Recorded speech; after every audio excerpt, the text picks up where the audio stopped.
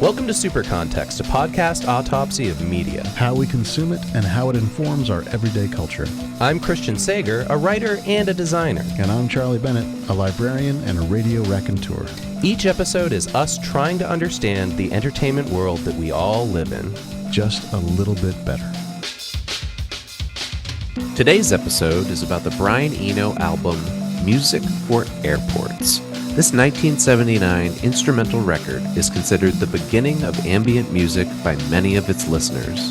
We unpack Eno's intentions behind the function of such music while considering his goal of provoking his listeners to contemplate their own death. We also do our best to define ambient music for ourselves and resist the pull of academic dissection of artistic experimentation. You can find show notes for this episode on Patreon at patreon.com/supercontext, or you can write us an email at supercontextpodcast@gmail.com. Tell us your definition of ambient music. Does it include lo-fi, drone, and dungeon synth? I love how you say dungeon synth as if you're like, I can't believe somebody put these two words together. I think it would be hard to actually sum up why the record's important to me. It's either far too long a story with too many details or a completely superficial reason, you know? I think the more we dig into this, you're gonna probably have some bullet points that you like. It'll form into some like solid talking points, you know? Yeah. The reason that I love this record is actually Henry Rollins' fault. Oh no. I know. Hank. We talk about Hank all the time. And in he fact, is the reason why we exist. We do kind of hit him with our shoulder as we go by him in the hallway of thought. Well, but, I don't know if you know this, but he's an elder statesman of punk rock. I did know that. So Henry Rollins said in an interview when the Rollins Band was big on MTV, and for a little while there, like everybody was talking to Rollins, not just people who wanted to talk to a punk who was in Black Flag. So this is like between 91 and 94, I think. And probably 91, because this is very high school connected for me. He said in passing that 1971 to 1973, King Crimson was the peak of civilization. Yeah. And whatever I'm misremembering for sure the exact quote. And what he was saying was not in any way grandiose, but he was just saying like, that shit was awesome. And I said to myself, I thought King Crimson was like prog rock. What the hell's going on with Rollins here? And so I started listening to 71 to 73 King Crimson, which is the peak of human civilization. And Fripp became one of my guiding lights. Yeah, I think anybody who's listened to more than one episode of the show knows that. And the more into Fripp that I got, the more that I found his creativity religion, his guitar discipline. I found that kind of funky and Scientology-ish. The more I enjoyed the music. It was like I was separating the art from the artist, but in this way I was separating the art from the artist who was just a kook, and I really liked the kook, but I was never going to really get deep into it. So I stayed away from some of the experimentations that he did for a while. But then finally I listened to his record, No Pussyfooting, that he did with Brian Eno. And I'm sure I had heard of Brian Eno, but I hadn't really cared about Brian Eno. The thing I knew about him the most was that he produced U2 and Talking Heads, and I really liked one of those bands. But No Pussyfooting was amazing. It was so wild and so cool and so great. And then I was like, okay, well, what else is going on with this guy? And then I started pulling all of his random records, and then working at Rec at the radio station helped because there was a lot of that stuff up on the shelf. Mm-hmm. So I digitized Music for Airports, and I listened to it. I was like, okay, whatever. And then my wife got pregnant. And whoa, that was a huge jump. Yep. You just jumped, like you were like, and then 25 years. But no, because You heard what I said. I was working at Rec, You've like, been working at Rec since you were what, 18? no, not even close. Lost in the Stack started in 2010. So I've been Oh, around Rec. I've been a Rec groupie, but I yeah. haven't actually done a show on WRAK for more than 16 years. Uh, Oh, I thought you were a DJ in college, in no, no, undergrad. no, no. I hung out and I was on air a couple times. Oh, you were that guy. I was that guy, totally. Okay. Yeah. But they kept inviting me back. So what was I going to do? Anyway, the jump is not nearly as far as you think. Um, and when someone is pregnant, sometimes it's hard to sleep. And one night, my wife was saying, I can't relax. I can't get comfortable. I'm trying to shift this baby. I'm like, okay, let me put on something soothing. And I put on this record, Ambient One, Music for Airports by Brian Eno. And laying with my pregnant wife in the dark, listening to this record, slowly falling asleep, was kind of like, oh, now I fucking get it. This is the mescaline for Trout Mask Replica. Like, okay, I'm there. I get it. Like the record completely enveloped me. And I think that Casey had the same sort of experience, and we listened to it again, and then we listened to it again. And then it became kind of a regular going to sleep record. And then when my child was born, I realized, oh, for like the first 3 months of her life, her in womb life, she's listened to this record multiple times every night. Hmm. And so we played it for her as a baby to help soothe her because we were too fucking stupid to use a white noise machine like a person should. So we kept doing it. And this became the music that the baby listened to in the room and on for years. And then it became sleep music. Like when Lila was old enough to talk, we'd be like, do you want to just put on the sleep music? And she's like, yeah. And we would play this record on a loop all night while she slept. And it was only in the past few years, she's a teenager now. It was only in the past few years that it really stopped being the thing. So when you play this record for Lila now, and she's like a walking, talking human being with her own ideas, how does how does she interpret it I think, beyond sleep music? yeah, I think Lila probably thinks of it as, oh God, mom and dad are trying to, Hmm. go back to when I was a baby. Like it's Hmm. a little maybe kitschy, Yeah. to her.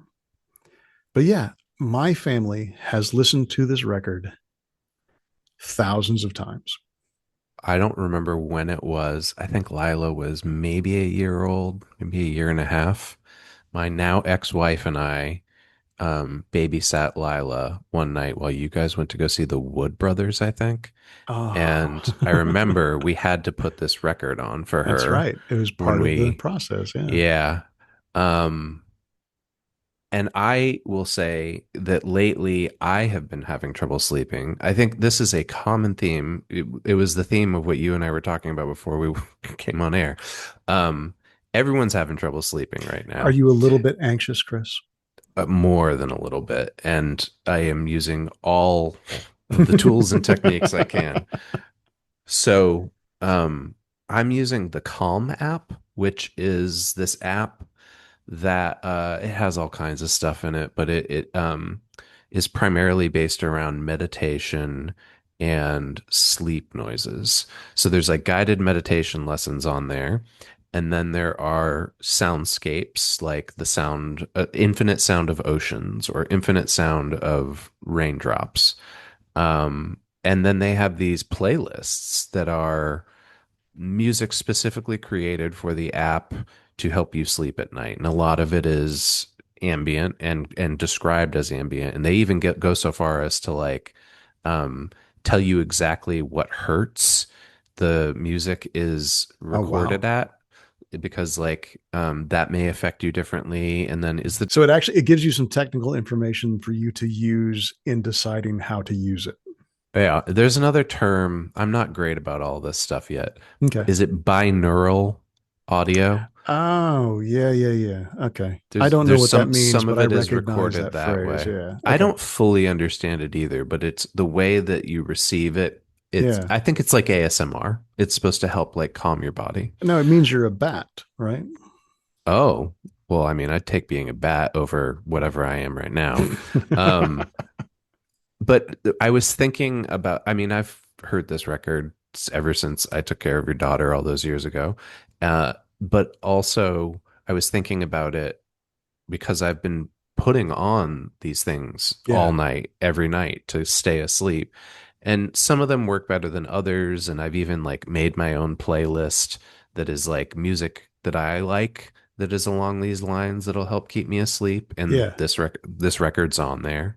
Um, so I would say like one, I don't think that you're crazy for not using white noise, but also um I think this is something that our society is finally coming around to and like realizing like, oh, this helps, you know. Well, Um, sum up what this is in that sentence. uh, well, I think ambient is one term you could use, but certain types of music help your nervous system so that Mm, you can relax. And yeah. sometimes that leads to sleep. Um, and what I learned in the notes for this record is that's kind of the opposite of what Eno's intention was. Yeah. But I think he was onto something either way, and that is possibly what we'll discover in the notes here is the difference between he draws a line between ambient music and muzak. Yeah. And I think that that is sort of the difference. I don't know if I would be able to sleep as well if there was just elevator muzak playing, you know, for eight Right. hours. Yeah. What's your definition of muzak? How would you say that something is muzak? I think muzak is like instrumental music designed for public spaces that is not designed to calm you down necessarily. Yeah. It's designed to fill space. Yeah, I think of it as diminished popular music in that it is reduced in volume, it's reduced in instrumentation, it's reduced in effect, it's reduced Yeah. in dynamic frequency, not dynamic frequency, but frequency range. Like it's just turned into something that fills silence that I think some people get a little crazy if they hear it. Let me re-say that. I think some people get a little crazy when there's silence. And I had this experience Oh my when God. when I was in a Yes. cabin. Yeah, dude. I was in a cabin in North Georgia. This was 1,000 years ago. And uh there was a it was on a river on a was it the Toccoa River, and it was a beautiful little cabin. And we had the windows open, and I was lying in bed, and all I could hear was the river and maybe some bugs and a cow lowing in the distance, Hmm. and I was losing my goddamn mind. I I could not Interesting. sleep. My body felt like it was like like being stretched. I was so used to sleeping at the intersection of North Avenue and 85, I-85, right? That I could not stand the quiet. And we eventually had to just turn on white noise, staticky radio station for me to go to sleep. So I'm not accusing you of this, but I love it when you start like that, Chris. as I've been exploring like meditation and mindfulness a little bit more, it's made me realize that um, some people, including myself in the past, who do not want to be still with their own thoughts because Mm-hmm. they're scared of what those thoughts might bring up, want there to be noise constantly, Yep. you know, and they need it to be loud. I've had roommates like this. I have family members like this who have to have the TV on Mm-hmm. 24/7. They just leave it on all the time. Yeah, sleeping to the Um, TV. That's a yeah. crazy thing in my mind, but it makes And perfect sense for some people. and they're not conscious about it, right? Like they're not consciously avoiding sitting with their thoughts. But I think ultimately that's kind of what's going on. Yeah. I mean, there's plenty of evidence, pop culture evidence, that people think if I am if my stimulus is reduced, I might drop back into thoughts of my own mortality. Yeah. Hmm. Yeah. And I've got to avoid that at all costs. What a beautiful opening for this simple record. No, I think it's actually tied into this record, as we'll discover. Our mortality is what Brian Eno was trying to get at. All right, why don't you read some of these descriptions of what this record is for those in the audience who have not heard it?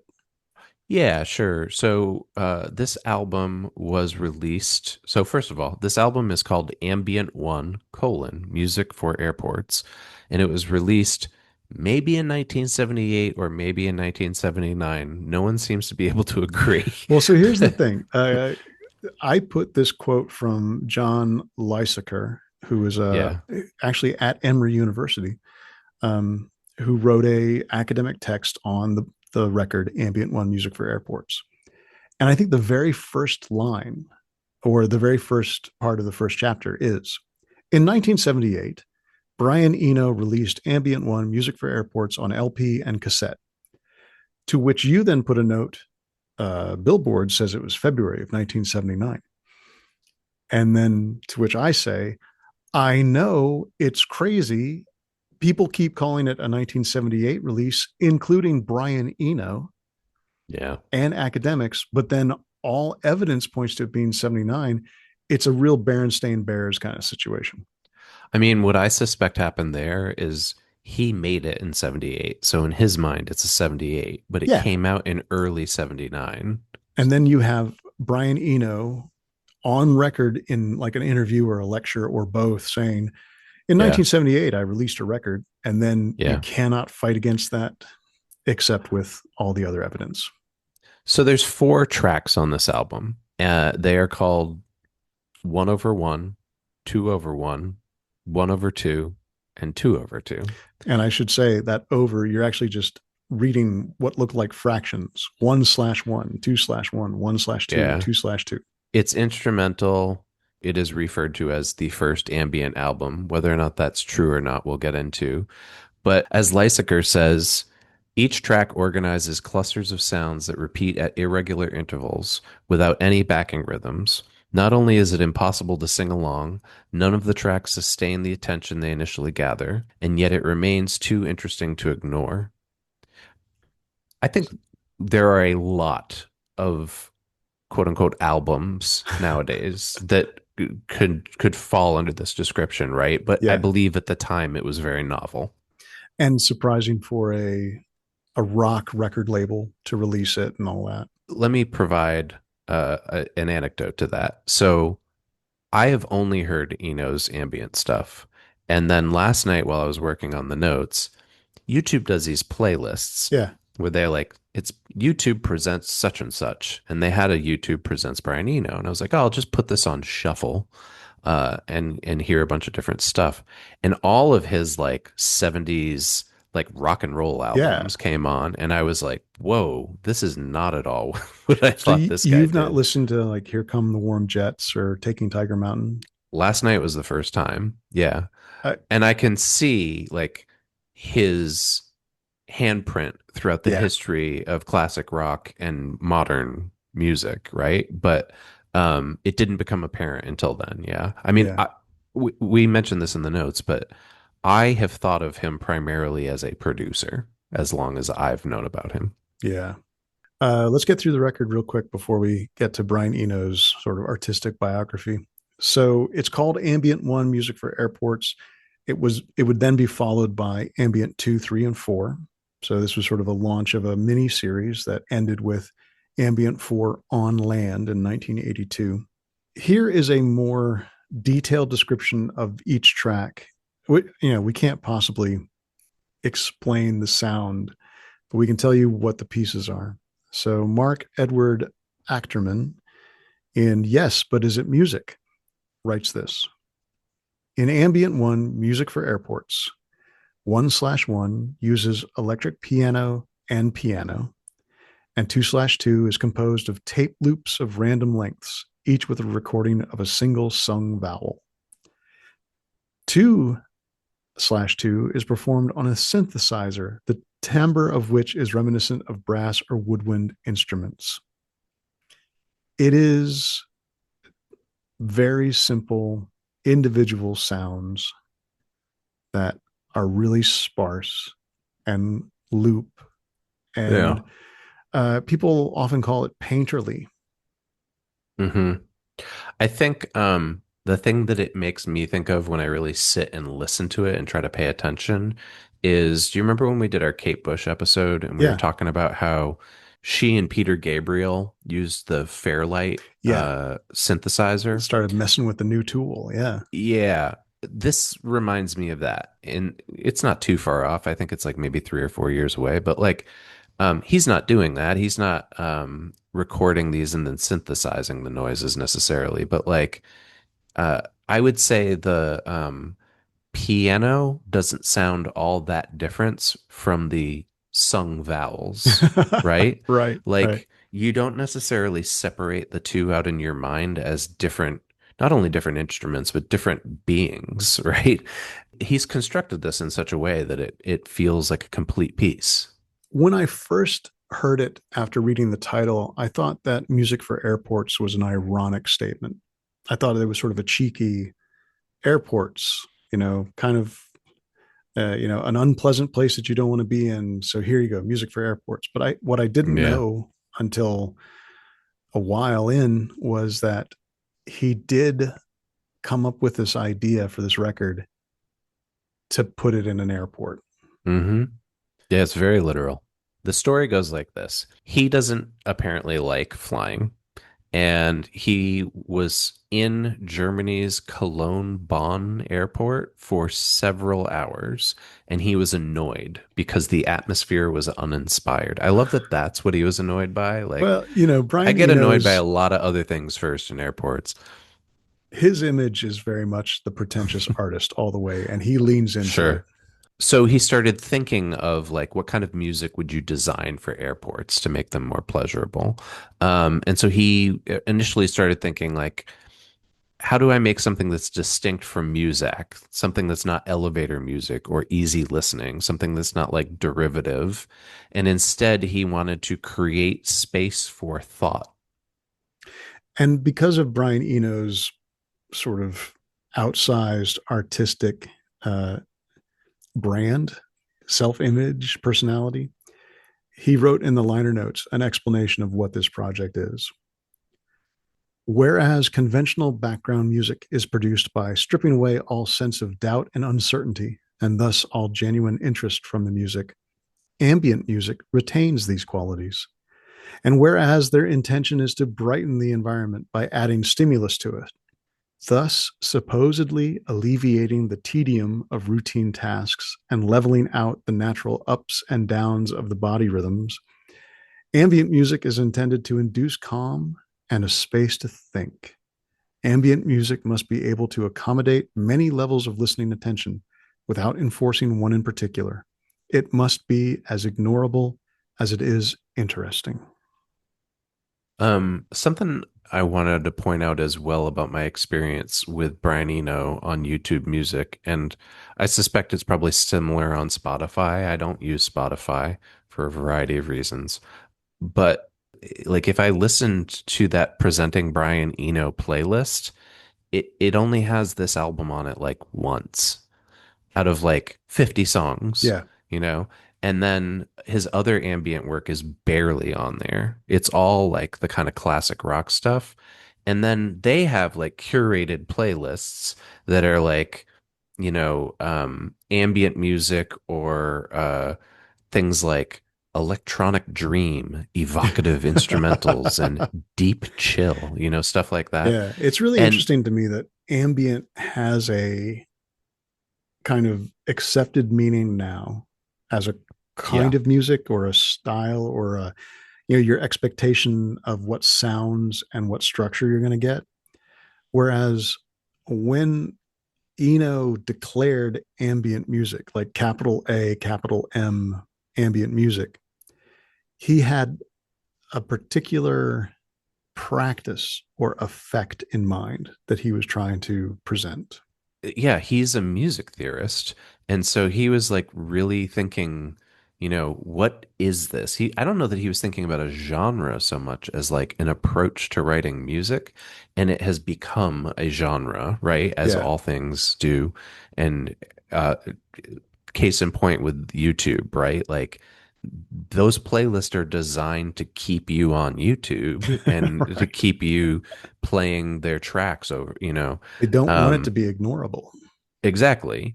But the ambient playlists, he's not on any of them. He's only on the playlists with the like quirky names like Deep Chill, Yeah. which it's just interesting to me. Like this guy who supposedly invented ambient music is not recognized. Who declared ambient music, right? Yeah, Okay. let's say it that way. Sure. So who is Brian Eno?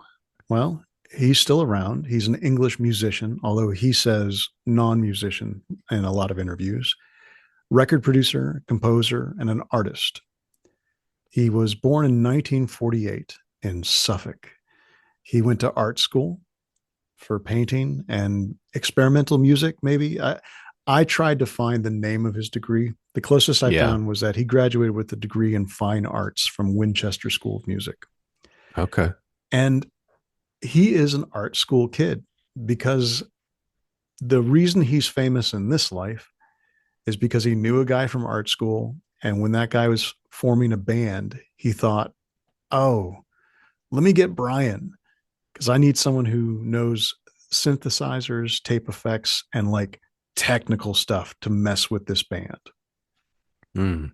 So, okay, Roxy music is your thing, not mine. So, what Lysaker has a quote here. What did Eno contribute actually to Roxy music? Because when you describe it like that, I picture that guy in Mission of Burma. Oh, yeah, totally. Okay. So Roxy Music is a art rock or art pop band, depending on what time period you drop in on. It was formed in the late 70s uh, with Brian Ferry at the front.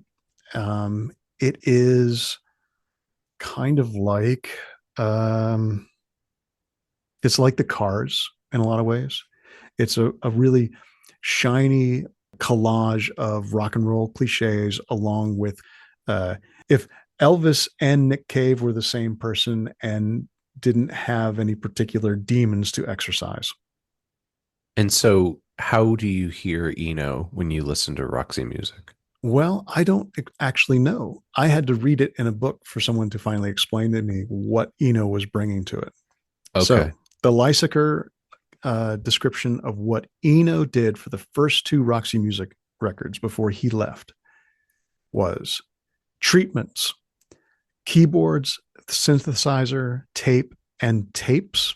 I guess tape as one thing, and then tapes plural as another thing, Hmm. which Lysaker then says apparently entailed, and then he quotes some other source, two Revox reel-to-reel tape machines strung in sequence, the trusty Farograph tape recorder, an Ampex cassette recorder, a control keyboard, a customized delay unit, and the all-important VCS3, voltage controlled studio number 3, which allows the user to take inputs, manipulate them, and reintroduce them into a signal that went to tape or into the performance. It is exactly like Martin Swope from Mission of Burma. Hmm. Hmm. Okay. And so that's maybe where that was inspired from.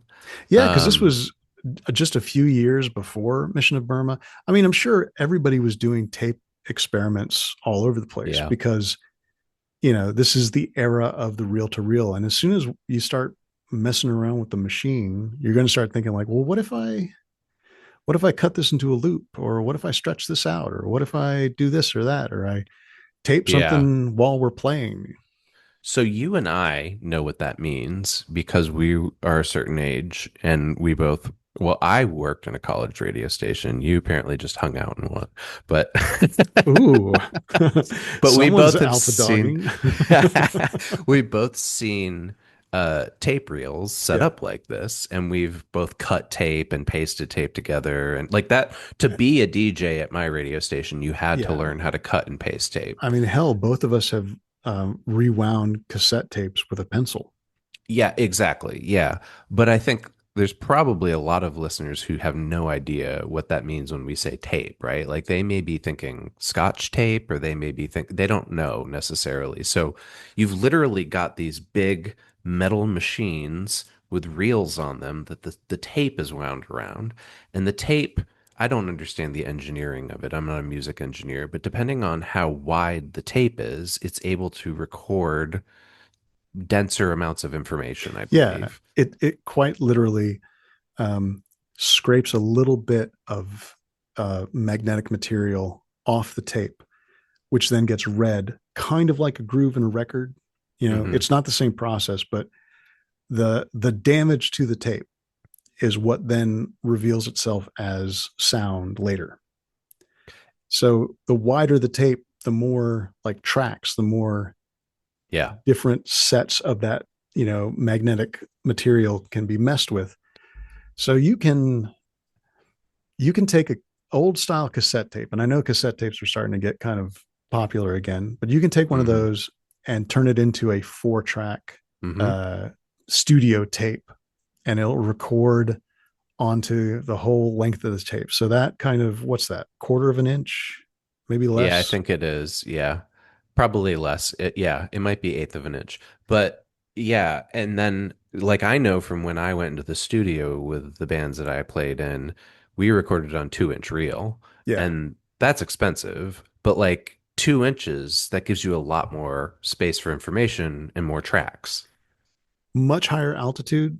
When someone talks about analog recording, they're talking about putting the sound onto a flexible tape with a magnetic surface that you in some way inscribe the sound onto. When he uses the term tape loops, he is literally taking two different tape machines and he's winding one reel into the other reel so that it literally goes in a loop. It's like a Ferris wheel. Not shaped like a Ferris wheel, but operates kind of like a Ferris wheel.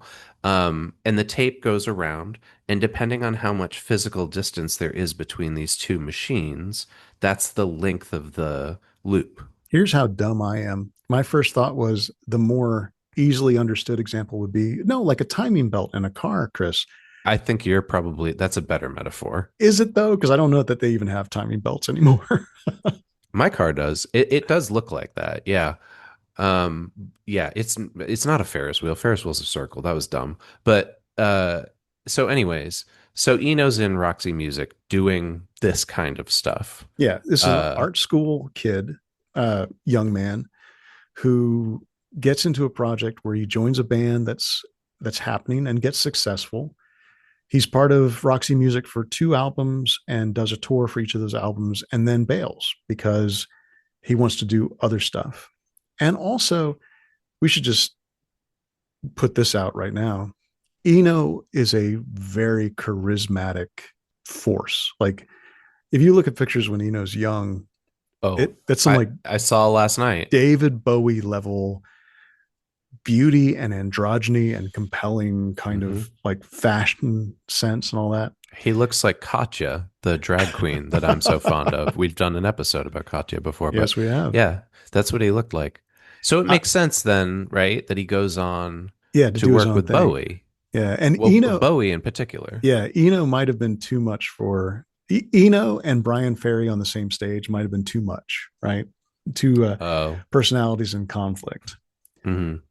So off he goes to start doing his solo stuff. He does some solo records, which are him and friends from the music industry that he's in, doing records like Here Come the Warm Jets, Taking Tiger Mountain, Before and After Science, and what was it? Another Green World, which are great records.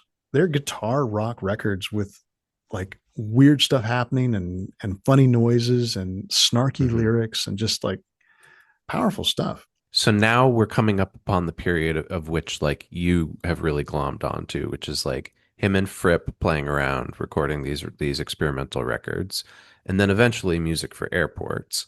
Now, after music for airports and more ambient albums, he started to produce records for like really big name bands, and we've got a partial list here, but I want to say these all out loud because there's a lot of diversity, I guess, between the sounds, not between the representation of the human beings here.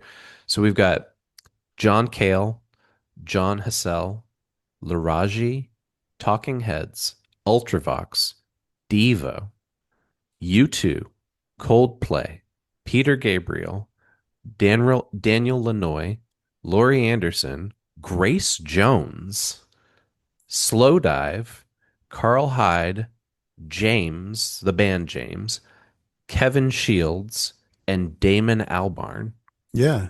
That's a who's who. Brian Eno became a in-demand producer. So in demand that there's a lot of stories about bands going to him and saying, "Will you produce a record?" And him saying, "Oh no, I think you could probably find someone better." Like Mm-hmm. U2 always say that he blew them off. Well, no, he didn't blow them off, but he like pushed them off a little bit and said, "Oh, why don't you use Daniel Lanois instead? That'll be better. I'll come by and hear what's going on." So I'm trying to remember because when I know earlier you were saying I like the Talking Heads and I don't like U2.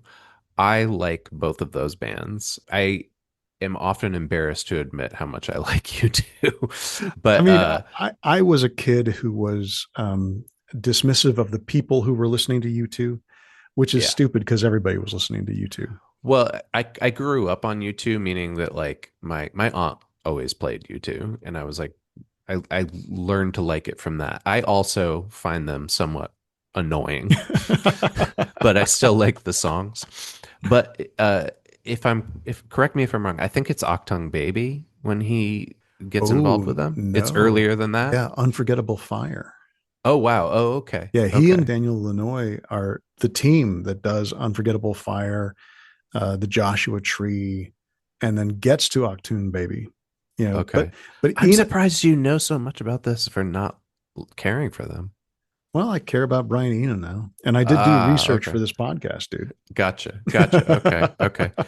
But like a lot of like Laurie Anderson is like a very Yeah. non-pop experimental Well, musician. Eno has the reputation of using the studio as an instrument, being very open to artistic ideas and having a lot of off kilter or useful ideas to, Hmm. kind of inspire the recording process.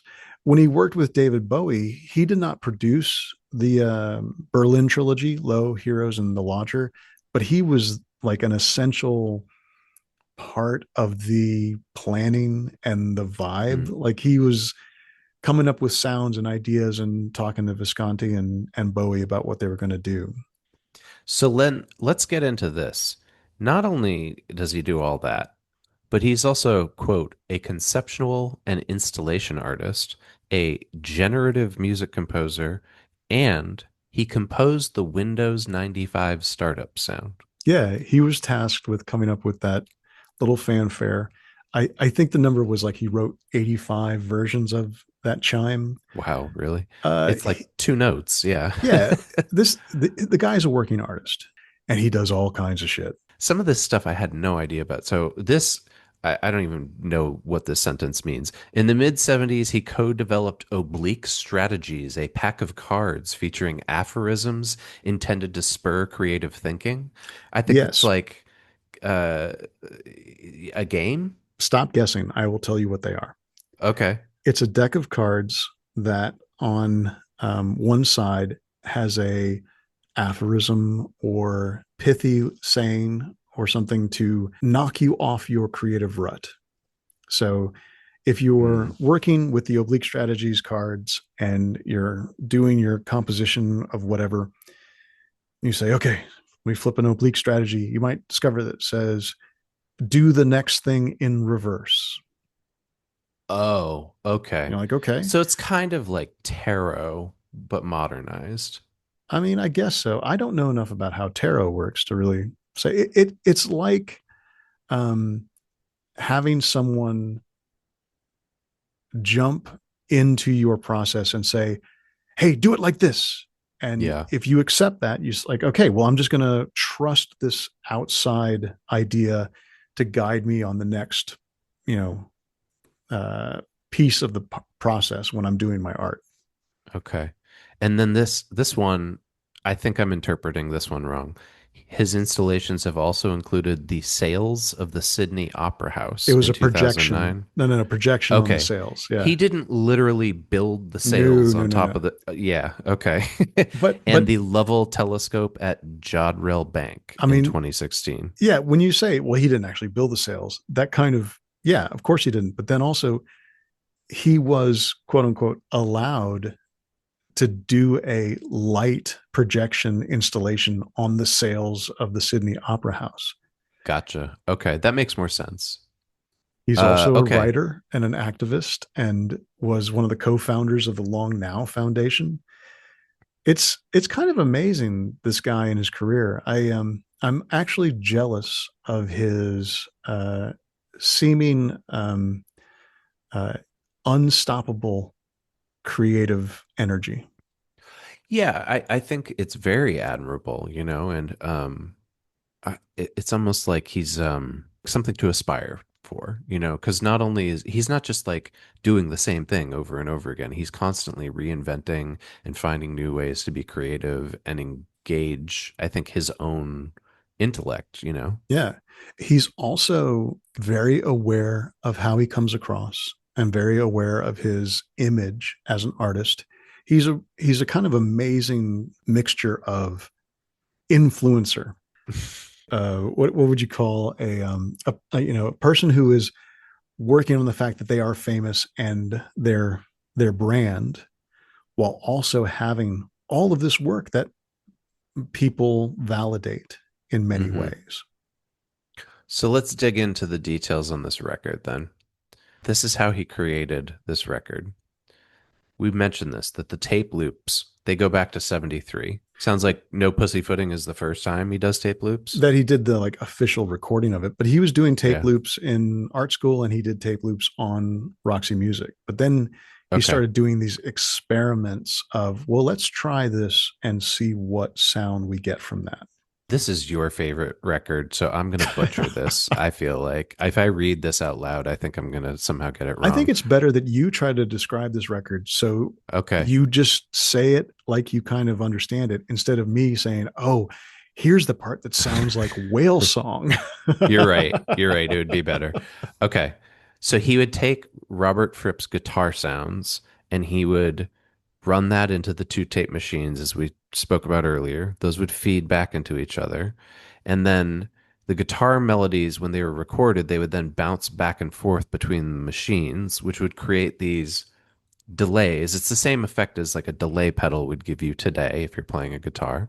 The length of the delay was controlled, I mentioned this earlier, by the physical distance between the two machines. And we've literally got a photo here from it looks like the official King Crimson Club. Are you still a paying member? I am not. How dare you?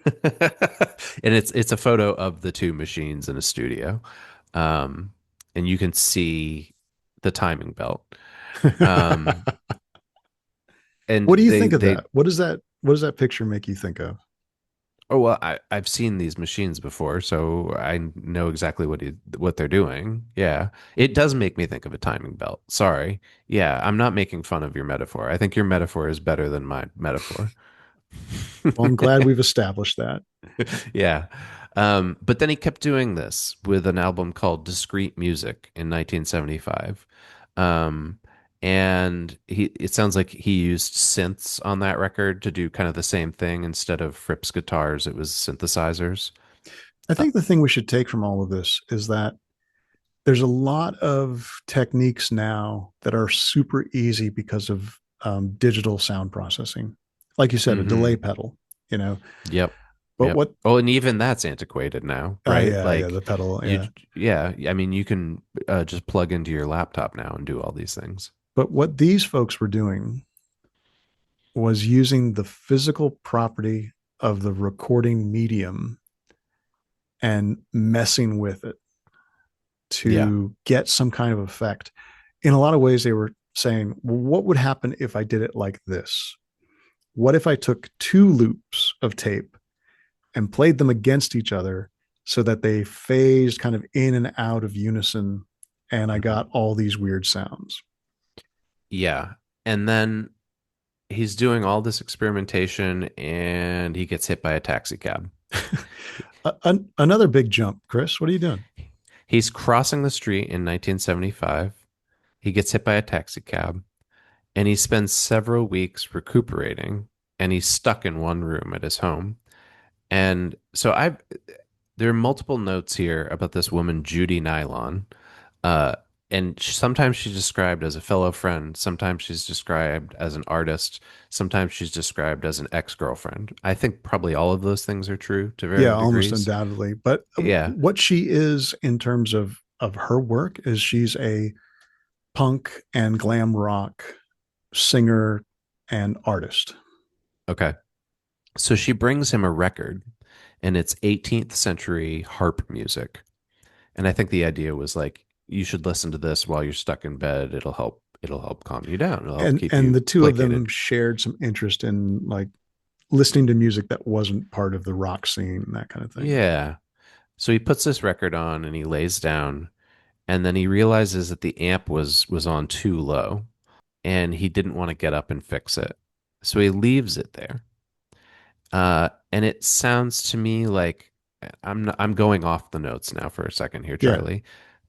My summary would be on one side of the room was this harp music, and on the other side of the room was a window, and it was raining outside, and he could hear the rain and the rain smacking against the pane of glass. yeah. And the two sounds coming together is what gave him the idea for ambience.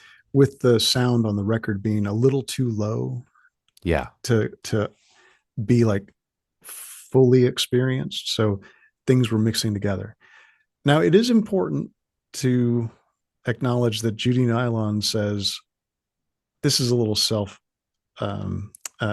is a little building the legend on Hmm. Brian's part. She said that they put on the record together and then kind of messed around with it to make it match up with the range. They kind of play around with that. Um, she says there was no ambience by mistake. We didn't invent ambient music. But then she says that Brian's genius was that he could convince EG Music to finance his putting out a line of very soft sound recordings is something quite different. Hmm. Yeah, and I would say, for this episode, there were probably like 9, 10 different articles about this exact thing, and each of them had a different quote from Eno summarizing this, and they were all different, Yeah, you know? which is So there is fine. self-mythologizing going Yeah, on. there we go. That's the word I was looking for, mythologizing. So what we've got is we've got an art student who was in a rock band and then got out of it, but kept doing rock, but also did experiments. Who had this experience of being pretty fucked up and listening to music and natural sounds in a room and starting to think, hey, the way these mix is kind of interesting. And then he's in an airport and it sucks. And he starts thinking about death. And that's what brings this record into focus. Yeah, and so this connects back to what I was saying earlier when we were talking about silence forces you to think about your mortality. Yeah. So he says about thinking about the music for airports idea is that um, he, he said, quote, I want to make a kind of music that prepares you for dying. That doesn't get all bright and cheerful and pretend you're not a little apprehensive, but which makes you say to yourself, actually, it's not that big a deal if I die.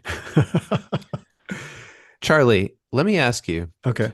how do you feel now about making your daughter listen to that for the first like 2 years of her life, now knowing that the thesis statement behind it was to make her think about dying? Okay. All right. I will play your game, Chris. Or maybe, sorry, not to think about dying, but to be okay with dying. I think that being okay with dying is a really important part of being a human being. Agreed. I am quite willing to reflect on my eventual non existence. I am okay with someday not being. That does not make me okay with my friends and family dying. It doesn't make Yeah. me okay with possibly being in deep pain or despair when I die. But one thing I am not afraid of is being dead. I am cool with that. And I certainly less these days, but for a while there, I was kind of like just waiting for it. Like let's go, bring it on. So I think that I totally understand the compulsion that he was feeling, where he was like, I'm afraid I'm going to die on airplanes. I have to fly all the Mhm. time because I'm a rock star.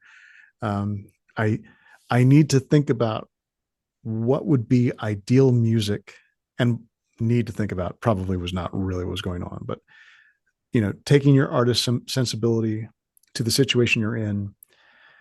The airport, you have to communicate in an airport. People need to be able to hear the announcements, and also they need to be not distracted by loud music. There is this kind of flirting with death feeling to flying. Mhm. What kind of music would be interesting in that space? Not utilitarian, like filling the unused frequencies, but would actually do something and would resign you to the possibility of death. Yeah. Yeah, I just think it's pretty fascinating. And you know what this made me think of? When I worked at the Georgia State Library, I suspect the Georgia Tech Library does this as well. There is an intercom that's built into every space in the library, and it pumps out, it's not white noise technically, but it is a kind of sound Yeah. that is designed to baffle other sounds so that the library remains as quiet as it can be because in both of our libraries, there's hundreds of people Yeah. moving through them every day. You're almost right. We certainly considered that and have thought about doing it at the Georgia Tech Library, but we don't have it in place. Oh, okay. Okay. They had it at State, and it was wild when they would turn it off. And you would realize that you were subjected to it all day. Like it Yeah. really, it was scary. Um, I think, correct me, you may know more about this than I do, but I think there are other kinds of places, public spaces, where sounds like this are also pumped in to try to calm human beings, to try to make them a little more docile when Yeah. they might panic. I'm And sure there I would are. suspect airports are one of those places. And I think, noise canceling technology in headphones now is kind of Yeah. what arrived from these experiments of like, what kind of white noise or pink noise or brown noise can we put out that would make it a little less sharp to be in these Hmm. crowded spaces, or to be in these not utility spaces, but these purposeful spaces like a hospital, you know, Hmm. Hmm. um, or a This is the lobby, difference between you and me. Like I'm thinking of it a little more pessimistically, that it's like a form of crowd control. I hear you. And I can see that too. I just don't think the people who are running hospitals or airports or anything like that can get their shit together enough to do some kind of crowd control noise. I mean, they're just trying to get through the day, man. Yeah. It would be interesting to do kind of, I'm sure there's research about this, but that's not what we're here for today. But this is what it reminded me of. Yeah. Well, let's get back to the record Yeah. before we talk about fascism. Okay. So, what's in the recording? I think the entirety of it is voice, piano, tape loops, and manipulation, like in studio manipulation. Hmm. Does that Yeah. sound right to you? Knob twirling. Yeah. Yeah. And the Hmm. occasional edit. Hmm. Um, he started recording things in different places. Like in 1977, this is after the airport moment. He's working with Bowie and Bowie's producer, Tony Visconti, on the album Low. And he recorded some stuff in that studio, I think. Am I misreading this? It was during these sessions he began work on his next solo project. Yeah. That might be the synthesizer. That could be, a loop or two. But he pulled these pieces, this sort of raw material for the record from a variety of recordings. Let's unpack this. I think what this is saying is that in the same physical studio that Lowe was recorded in, maybe at the end of the day after they were done, he played some piano and he Right. recorded it. Or And then he had hit a that key on a synthesizer. Yeah. yeah, and then he had that on a reel, and maybe he took that reel somewhere else. And then he did his tape loop thing, and then he recorded that. And Yeah. you know what I mean? Like I these are totally, yeah. mobile pieces of analog Yeah. equipment. And there's at least three recording sessions, because there's piano in the first track that was performed by a musician named Robert Wyatt, who was the drummer in Soft Machine before he started doing his own thing. There was a session where Eno recorded single notes sung by three women. And then there's whatever he did with a electric piano, I think. Hmm. In this same note here about recording these sounds during the low sessions, this seems to be around the time where he starts thinking about this term ambient music.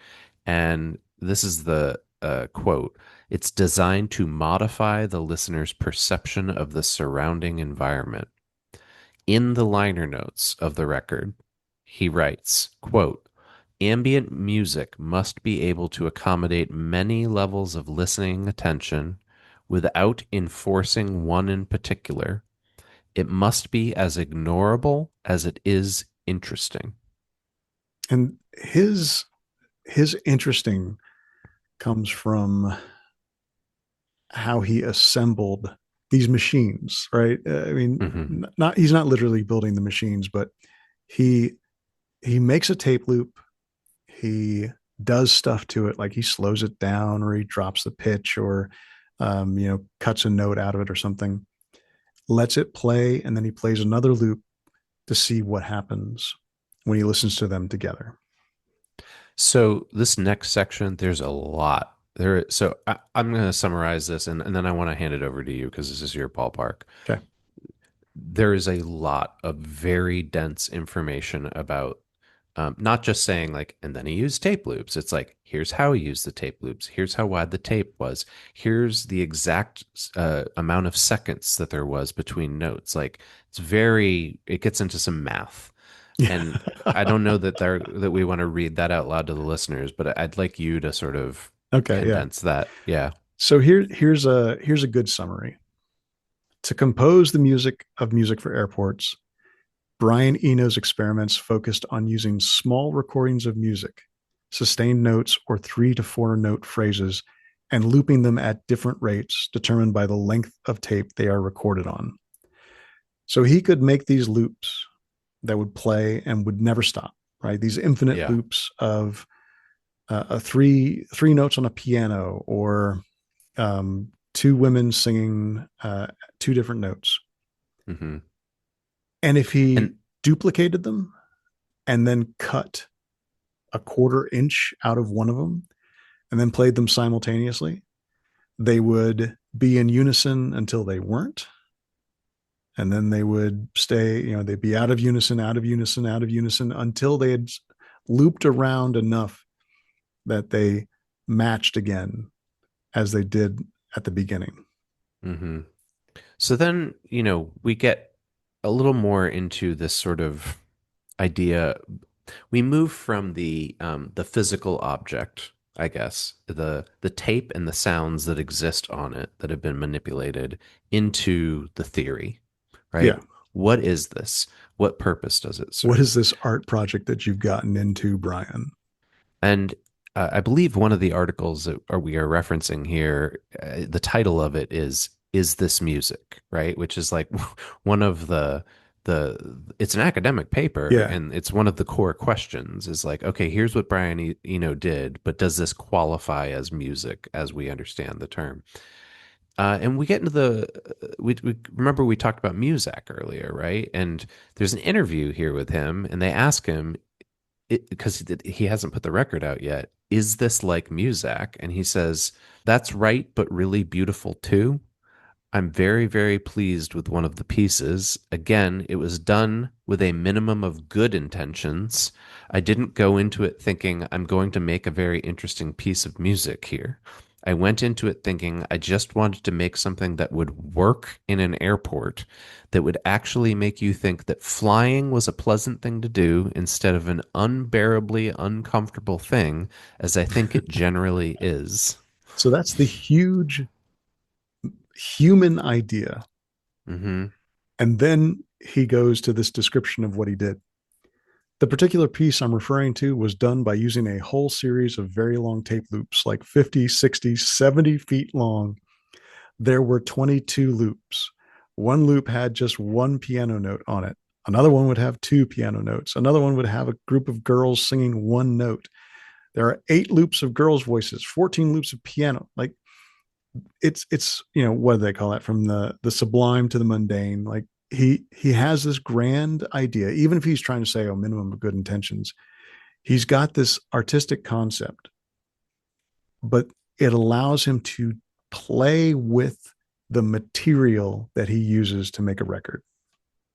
I think, I'm going to go back to what Judy Nylon said, and that the thing that's amazing to me here is not that he composed this music, but it's the level of concentration and dedication Yeah. required here, that he did all of that. He went through all the physical, arduous labor and time that it took to do all that. And then he took the finished piece and he said, you know what? I'm going to convince somebody to spend money on this and to put it out for the general public. Yeah. I mean, he did all this, like, you know, uh, automatic music composition, but Mm, he also then went into it and listened to everything. He said that there was a single piano note that he cut out of one of the tracks because he didn't like where it was. Like, he mm. manipulated this stuff, he paid attention to all the pieces, and then he probably was able to really talk it up. And he had that kind of he had the cachet from doing some other experimental music, no pussyfooting. We are not doing a super context on that one, but that record is still important to people now. Like, Hmm. his stuff Hmm. has legs.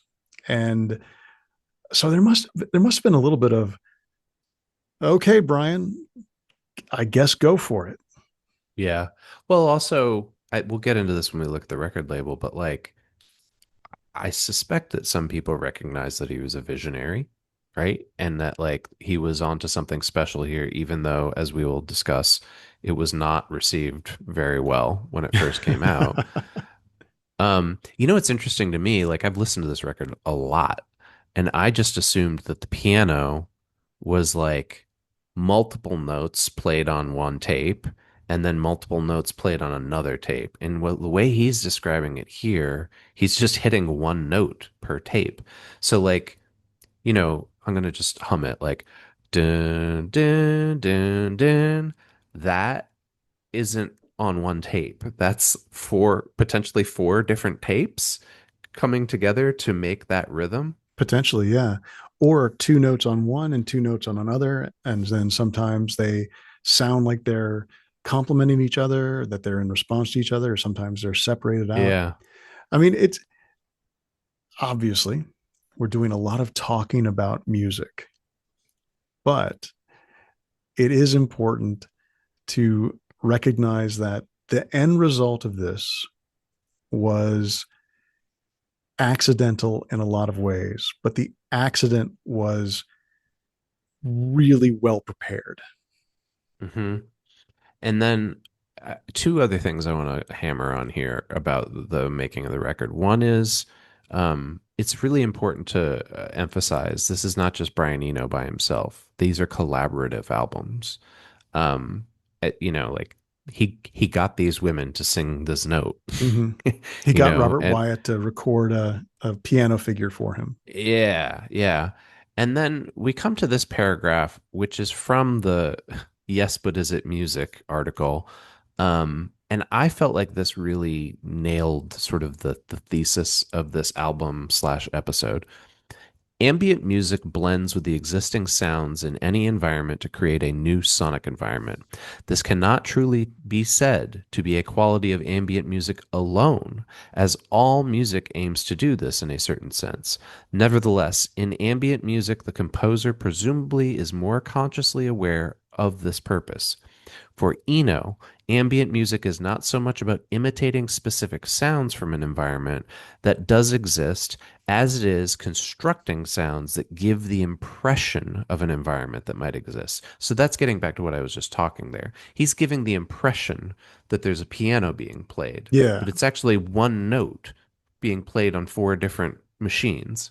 Yeah. You imagine that there's a studio where some stuff is happening where Yeah. it's just loops of tape. The ability to creatively use the recording studio as a compositional tool to create unheard sonic environments is particularly demonstrated in ambient music, the results of which paradoxically may sound as though they were recorded on location. These albums therefore stand as examples, both of the general features of ambient music and some of the particular directions this music may take. So I think that like really Yeah. nails it, right? Like the and you had said that the thing that's really important to you about this album is the physicality of it. And I think that's it, right? Is that like he's spending time physically with machines and tapes and pianos and human voices, and then he's picking all that stuff up and he's going somewhere else and he does it all over again, right? Until he's got a finished product. Yeah. And there's three other albums that have the ambient title to them. There's Ambient 1, 2, 3, and 4.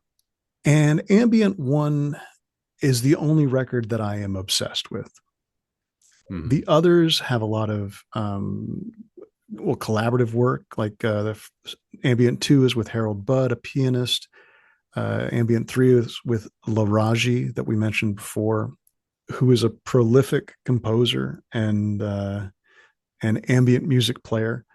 But he, Brian Eno, I mean, he crafted these records with the raw material of another player or these recorded loops or with sound effects. Like Ambient 4 on Land, I think, is very much a environmental record.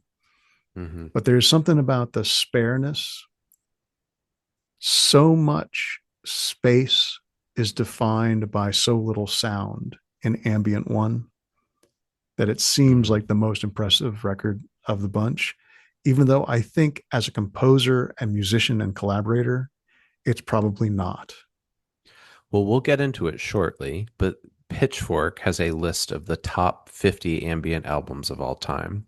And I scrolled through it last night, and this is number one. And there are several other of the Brian Eno ambient series Yeah. on there scattered throughout, but they are not number one. This is the Citizen Kane of ambient music. Yeah, at least according to Pitchfork. Yeah. All right. We are about to get into the record label that he convinced to publish this. I am going to start by saying there are 3 pages of notes here, and it's a lot. It's a lot to get through. And I know that Charlie knows this stuff like the back of his hand. So I am going to rely on you to help Okay. us navigate through these waters. Let's also say that all our sources are at patreon.com as a part of the show notes. So if you want to read the entirety of the article, Mad as Tits but Successful, A Brief History of EG Records, you can find a link there. So EG Records is kind of not a record label. It's sort of a going concern of two managers or agents that also then became a record label and then kind of faltered, but then came back. Like it's more effort put in by people attached to the music industry than anything else. At Okay. its core, the point of EG Records is that they hold the rights and they lease the rights to the music to the record labels that are distributing that work. Okay. So here's from A Brief History of EG Records by Daryl Easlia, which was who published it in Prague Magazine in 2015. For many years, EG Records was not a label. It was a management and publishing company that leased out its artists' work. Its function was to nourish, support, and project a keenly focused brand of rock. Now, it's important to note that in this very positive article, Hmm.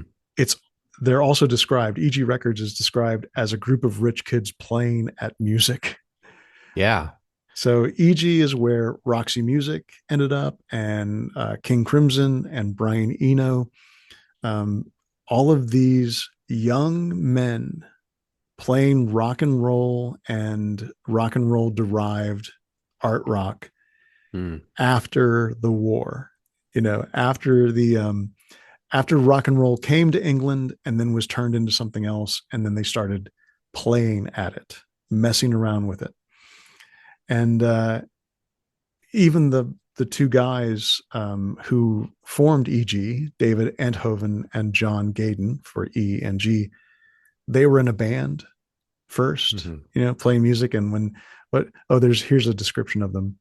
They had their Harley Davidsons and they were like public schoolboy Hell's Angels with their leather jackets and cowboy boots. Oof. Okay. So EG supported this music scene, Hmm. and uh, they were connected to the prog rock scene that had like Emerson, Lake and Palmer, and Roxy Music and King Crimson. There's a guy named Pete Sinfield who was clearly like bouncing around from band to band and working with them and doing like the lyrics for King Crimson and Light Show and things like that. This was a group of people who were all working with each other. Okay. And so I think the thing that I did not realize before now is that there was an actual scene that connected all of these prog rock bands. Like they Yeah. were all friends and they sort of swapped members back and forth. And that this album is what they coalesced, or not album, this company is what they coalesced around. Yeah. And they're also connected to the New York no wave scene. I forget who moved to New York first, but Robert Fripp ended up in New York. Brian Eno ended up in New York. And that was then the connection to Talking Heads and the Lounge Lizards. And so EG is an imprint or a subsidiary label of a bunch of other labels, not in corporate reality, but in the sense that they would work with Island or they would work with Mercury and get those records out there. Eventually, they became their own record label, started doing some wild stuff. And then also, as always happens, there was some legal battle about royalties, and Mm. they eventually got bought. Yeah, I think that's where I was going to go next is like it sounds, like very informal, but then when you think about the impact of these bands, there's a lot of money flying around. There have been a number of anniversary re-releases of EG records, and a man named Ray Coleman wrote in the liner notes to one of those anniversary releases.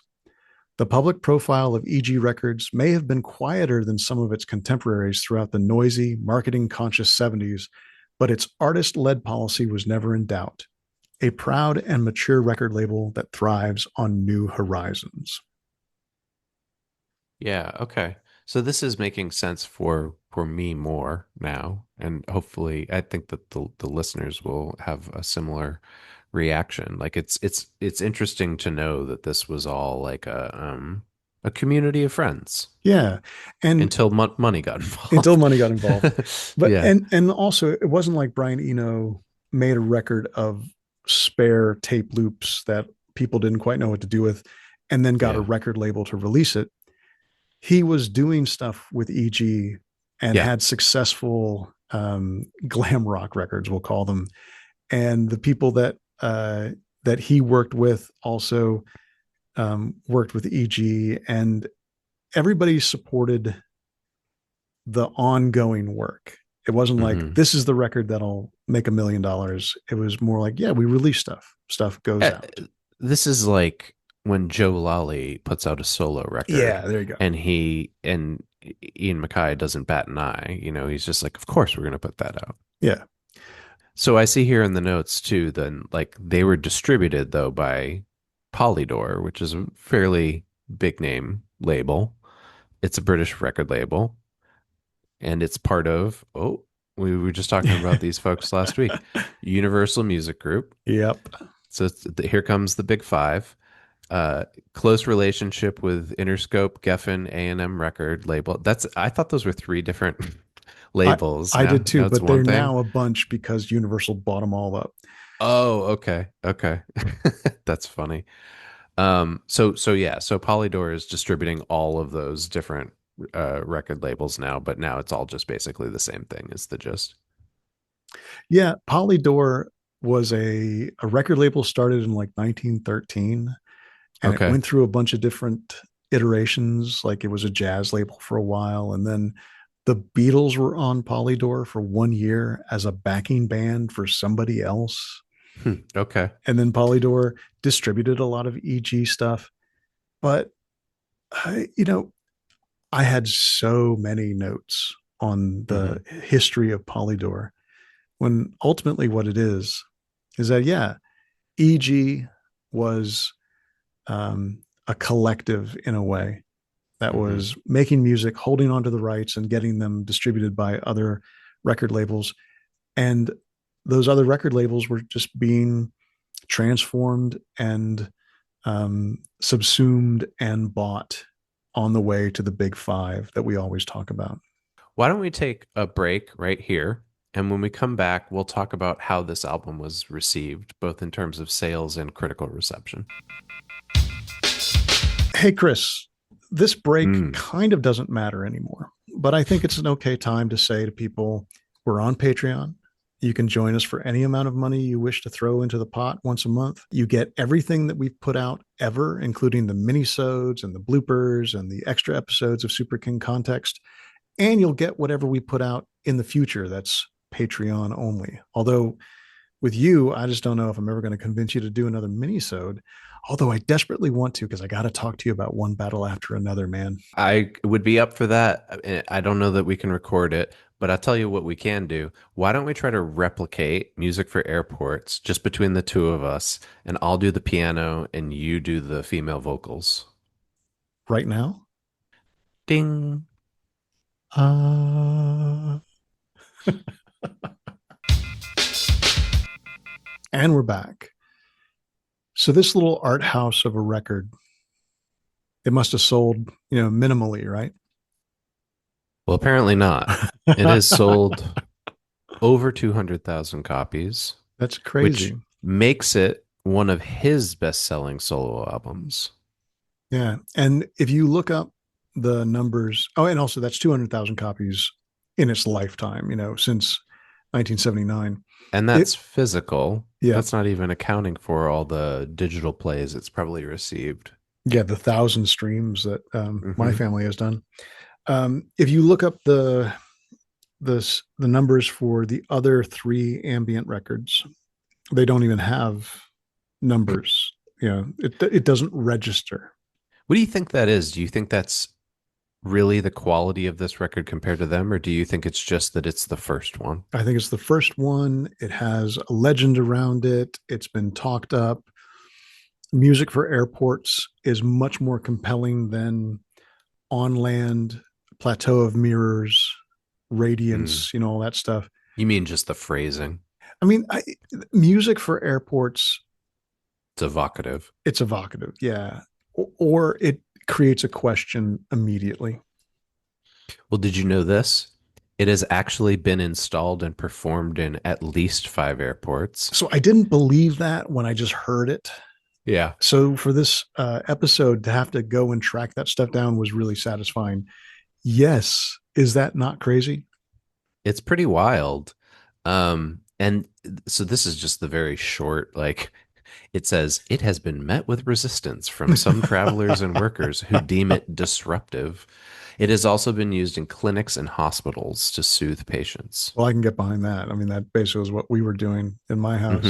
Hmm. David Sheppard, who is Brian Eno's biographer, he said the album was played at LaGuardia, the New York airport. It was installed for a month in the airport's marine terminal in 1980. and was followed by further airings at Minneapolis St. Paul's International Airport and in a number of other terminals. He says, no empirical data exists to confirm the psychobehavioral efficacy or otherwise of the music in situ, but there was the odd anecdotal report of a sensitive traveler complaining about the music inducing queasiness and another of passengers nodding off, although these remain uncorroborated. Huh. And then it looks like it was also, according to Eno, it was played in the Sao Paulo International Airport in Brazil. He had an installation or an exhibit there, and they prepared a special welcome for him by playing it on the PA. And then he said, "You've got to turn the volume down." The idea is, guys, can you imagine he gets off the plane and he's like, please turn the volume down. The idea is to integrate the music into the environment. They were playing his record for him. Like, we love your music. You wrote music for airports. He's like, no, it's way too loud. It sounds like heavy metal. You're doing it wrong. And then United Airlines also pipe music that somewhat resembles this into Chicago O'Hare. Yeah, and that's what. Well, they're concourse. Yeah, and that's what David yeah. Sheppard says. Brian Eno's biographer. Okay. All right. I mean, I don't think I would object to hearing this in an airport. I just flew last week, and I was thinking about this, and I was like, yeah, it would have been kind of nice. I would love to hear the first track in an airport. The other ones, like the hums, the ahs, and the synthesizer stuff, that is a little spookier than I'd want in a public space. But that really airy piano stuff, I would totally listen to that in a waiting room or at a gate or something like that. So when you say spooky, do you mean like it makes you comprehend your own death? That's not what spooky is for me, man. Spooky is imagining a black shape moving from one side of the room to the other. Okay. Okay. I like it. I know you do. I think we get the beginnings of a story. Boy, here. I hate it. Okay.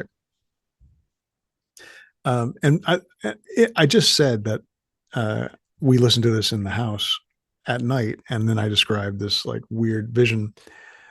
Well, I have to say, I remember years ago you saying, yeah, sometimes I wake up at night and I imagine this black shape moving around. And now I'm like, well, it seems like the two might be connected. They might be connected. The first track of the record is always the most soothing, and the other stuff is more background noise. But I imagine that if I listen to the last track in a public space, sort of not expecting it, and not with the surroundings of, oh, okay, we're easing into sleep here, it would be a little creepy. Mm-hmm. That's really what I'm going with. Mm-hmm. Okay. So let's talk about these reviews, because, whether or not this is the first album of ambient music, it has been recognized as the, quote, first deliberate ambient recording. Yeah, it's a project of let's make ambient music and let's declare what ambient is. Yeah. But then it was totally dismissed by critics and audiences and some of Brian Eno's peers, quote unquote, bewildering some of the former. That would be critics, yeah. It only became favored by the 90s because it had entered into the modern musical canon. So let's get into this a little bit. There is an academic article that we will reference a lot here by a guy named Victor Szabo, which is very close to the alias of the superhero The Question, which I believe is Victor Zaz or something. Okay, so you're having trouble with that. I got you. I am, yeah. But he says in that article, summing it up, he says a common critique of the initial reviews was that it was bland and that it was, quote, a byproduct of unvarying and populist conception. Okay. I'm going to lead on this one with, I believe that whoever wrote the Wikipedia article for Ambient One, Music for Airports, relied on Victor Szabo's assessment of the reviews as their framework for the article and used his summaries. And I feel a little bit like if this guy did not have it out for the record, he had it out for people not understanding the work. I think it's more likely the latter because we can both attest to the fact that he wrote what is essentially a dissertation on this album. It was so long and so navel gazy. Yeah, I think you're right. I think he summarized, for instance, this Rolling Stone review, and then somebody from Wikipedia pulled that and pulled it as if it were a primary And source. This is real librarian stuff we're yeah, doing right here, and but it is allow me important. to be a librarian for a short while. It, yeah. So, in the Wikipedia article and in Szabo's article, it says in a 1979 review for Rolling Stone, Michael Bloom found Ambient one self indulgent and lacking focus. There's a good deal of high craftsmanship here, Bloom said, but to find it, you've got to thwart the music's intent by concentrating. Well, let's go to the original article, shall we, Chris? Let's do it. Here we go. What was Michael Bloom say? Brian Eno carefully distinguishes his art music, which is also his pop music, from his utilitarian undertakings. Ambient One, music for airports, is as utilitarian as they come. It's conceived as background sound for airport lobbies, hopefully to replace the usual piped in saccharine strings and smooth MOR frosting. There's a good deal of high craftsmanship here, but to find it, you've got to thwart the music's intent by concentrating. A very different thing than the implied, oh, you've got to concentrate. It takes work to enjoy it. Yeah, this is the sound bite Mm-hmm. of culture. Yeah. As environmental sound, it works quite well, better than the earlier discrete music, which it superficially resembles. In theory, none of these pieces end. The loop can continue with eternal variation as long as the airport is standing. But whether or not they ever play this stuff over the loudspeakers at LaGuardia, which they did, Brian Eno has succeeded once again in provoking his fans. So I think then that we could safely call into question all of the reviews from the Wikipedia entry then, which may also be pulled from Szabo in Well, various here's the ways. trick. I think that the cherry picking for the thesis that blandness was a common critique Hmm. makes the the swath of reviews in the Wikipedia article all seem like they are uniformly negative. Like, that shit's boring, dude. Yeah. But Yeah. what has happened here is like Robert Kreisgau is quoted as saying, I must report that they've fared unevenly against specific backgrounds and are a bore. Whereas that's not what the review says. Those are the actual Yeah. words, but the Yeah. framing of it is more, hey, this is an interesting record, not exactly my thing. I've listened to it against a bunch of backgrounds, and it's kind of a different experience each way. Some people might eventually think of it as a bore. Yeah. Yeah. So I think we can, but we have the exact language, but we don't have the context, right? So there's phrases thrown around like alien, background grunge, dish doing, and bed making music, like things like that. Okay, sure, but that doesn't give us the full. I don't. I think you're right. Like we can't like fully blame critics like Lester Bangs, for these pull quotes. Um, but then let's jump ahead because here's some stuff. This is from an article that appeared in a UK newspaper. Some rock critics accused him of retreating from the real world into an escapist land of anodyne Now that soundscapes. sounds right. The guitarist Lydia Lunch complained that all his music does is flow and weave over and over again. I think that's kind of the point. Yeah. Yeah. And that's the thing to take from these reviews. Whether it's Lester Bangs saying that the music has a crystalline sunlight through window pane quality and is mesmerizing even as you half listen to it, or someone else says, well, it's kind of background noise. What ultimately was happening is that people were saying, I don't know if I can buy into this project. Hmm. A Hmm. lot of people, I think, said it was well done, but they didn't get it.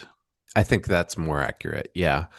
And then we get like a later critic whose last name is Prendergrass that says, he's looking at the big picture sort of, and he's like, similar to David Bowie, Brian Eno survived what he refers to as the punk wars unscathed, as he produced bands like Ultravox, John Cale, Talking Heads, Devo, and U2. Okay, so what I think he means by that is punk rock music comes around in the late 70s and sort of takes over, right? Like Yeah, a commercially. lot of folks who were very And successful were suddenly irrelevant.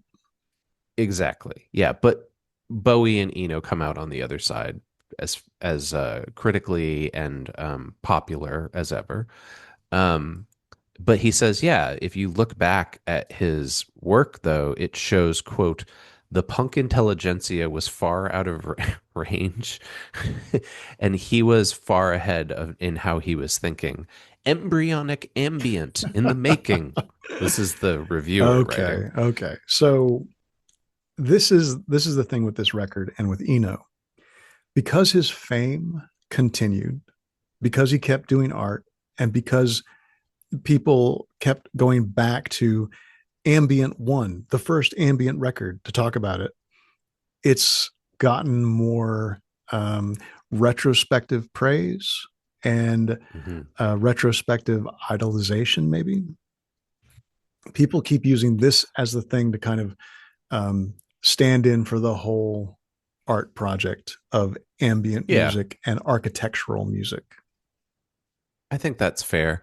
And now we're starting to get into some more modern retrospective reviews, which, like you said, really give it like a much higher grade. Here's the all music one. This album's like a fine painting with evolving soundscapes that don't require constant involvement on the part of the listener, but the music rewards close attention with a sonic richness absent in standard types of background or easy listening music. It almost sounds like she's talking about like wine tasting instead of an album. Here's some more quotes. The album is too beautiful to ignore.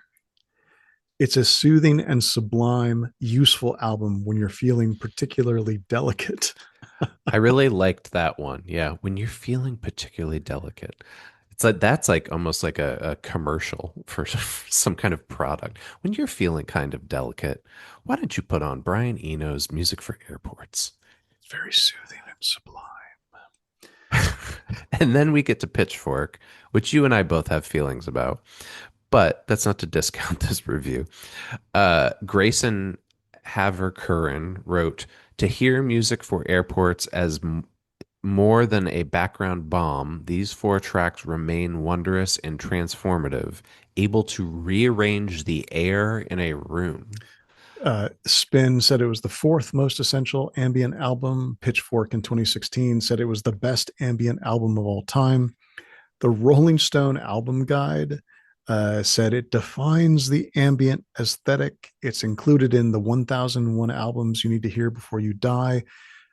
Someone in the Washington Post wrote that it taught an entire generation of musicians to consider music as a texture.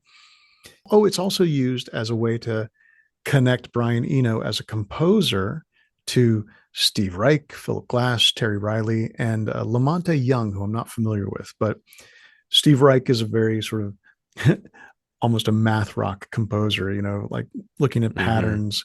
Philip Glass, I think probably most people are familiar with that. Terry Riley, ooh, early electronic composer, very cool stuff. And then we've got the ratings, right? So there's just this list of different ratings, one of which is that Christ Cow guy who gives it a B. Going back to, I Um, don't think those reviews were accurately represented in the Wikipedia article because that's the yeah, guy that they said he called it a bore, but he gave it a B. yeah, yeah, yeah. But we've got 5 stars, 4 stars, 4 stars, 4 stars, 4 stars, 4 stars. Like it's scoring relatively high. Pitchfork 9.2 out of 10, and then again in 2024, 10 out of 10. So this is like one of those similar to like a film that is passed over when it first comes out, and then it's revisited every 10 years, and it gets more and more high ratings. More and more people use it to inform their own work. Yeah. And then there's this thing which you probably know more about than I got from the notes. It was pretty celebrated. A group called Bang on a Can performed the album live, in 1998. And Eno himself described it as this group were trying to act like machines, but they don't sound like machines. They sound like people. And it's quite touching when that appears.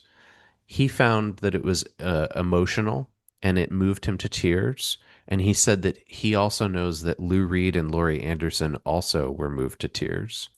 And some people said that this remake, this art sort of project of performing um, a non-human record with human performers actually was better than the original record. Hmm. Okay. So I'm imagining there's four pianos and one person is hitting each note in time with one another to replicate the record. I don't know if we think of this kind of like Metal Machine Trio, which was Lou Reed and two other performers playing the album Metal Machine Music. It was more working off the concept and doing a version of it Okay. than actually trying to recreate the record itself. Okay. Okay. Um, and then we circle back to the Cologne Bonn airport. In 2003, inspired by Brian Eno's effort, a band based in Cologne called Plus 49, they teamed up with a design firm and they specifically created music for that airport. They wrote on hold music for telephones, special elevator music, and an airport gong, a 4-second piece of music called Happy Sky, and that played before every overhead announcement in the airport. And then a song called Symbols and Gateways, which was honoring the spirit of the city, Cologne. I'm pronouncing it wrong if it's a German city, I mean, right? That's the French hey, pronunciation. just treat it like croissant, man. Just own it. Okay. Say Cologne. Um, and now this is their airport's theme song, and it's included on an album of airport-inspired music. So, Who would have so thought? this record, I mean, I think this is another part of the why is this record so beloved? Why is this record so important? Yeah. It was declared by the artist to be the first ambient record. I mean, like, I don't think Brian Eno ever said, this is the first ambient record, but he said, Right. Yeah. I am declaring ambient with this record, Ambient One. This is my project. Plus the kind of odd, counterintuitive phrase, music for airports. And it just Hmm. stayed compelling. We usually have a section on representation for the media artifacts that we engage with. This one is a very hard one to interact with. There are no lyrics. In art terms, there's no real representation. There's no figures. There's no um, identities that are posited. What do you I think you're what are you going to right. do with this section, Chris? Well, I keep coming back. Do you remember earlier? One of the segments was talking about the scene of King Crimson and the record Yeah, label and Eno and Roxy Music. And what do they, how they describe them? Like rich white kids running around playing at having music. fun, Yeah, playing at music. Yeah. So, I mean, I think that is what we can sort of hang this section on is that, like, if you think about it, there's not a lot to work with here. We know Brian Eno is white and male. And I think by all accounts, he's a member of like a segment of many privileged identities coming together, right? I'm not going to say he's a rich white kid running around playing in music, but he's doing okay. Um, and what I wondered was, is it only when privileged people have the opportunity to experiment and play that something like this can come about, right? I think you're onto something. Certainly, there's this is almost like a cliche at this point, but artists required patrons at one time because there was Yeah. no money in art. So to make art, you had to be funded. And then there was this not move to, but the possibility of making money off your art, off your pop art, off your entertainment. That kind of came into vogue only recently in the history of human civilization, comparatively. Uh, but now the idea is that you're supposed to be able to sell your stuff, Yeah.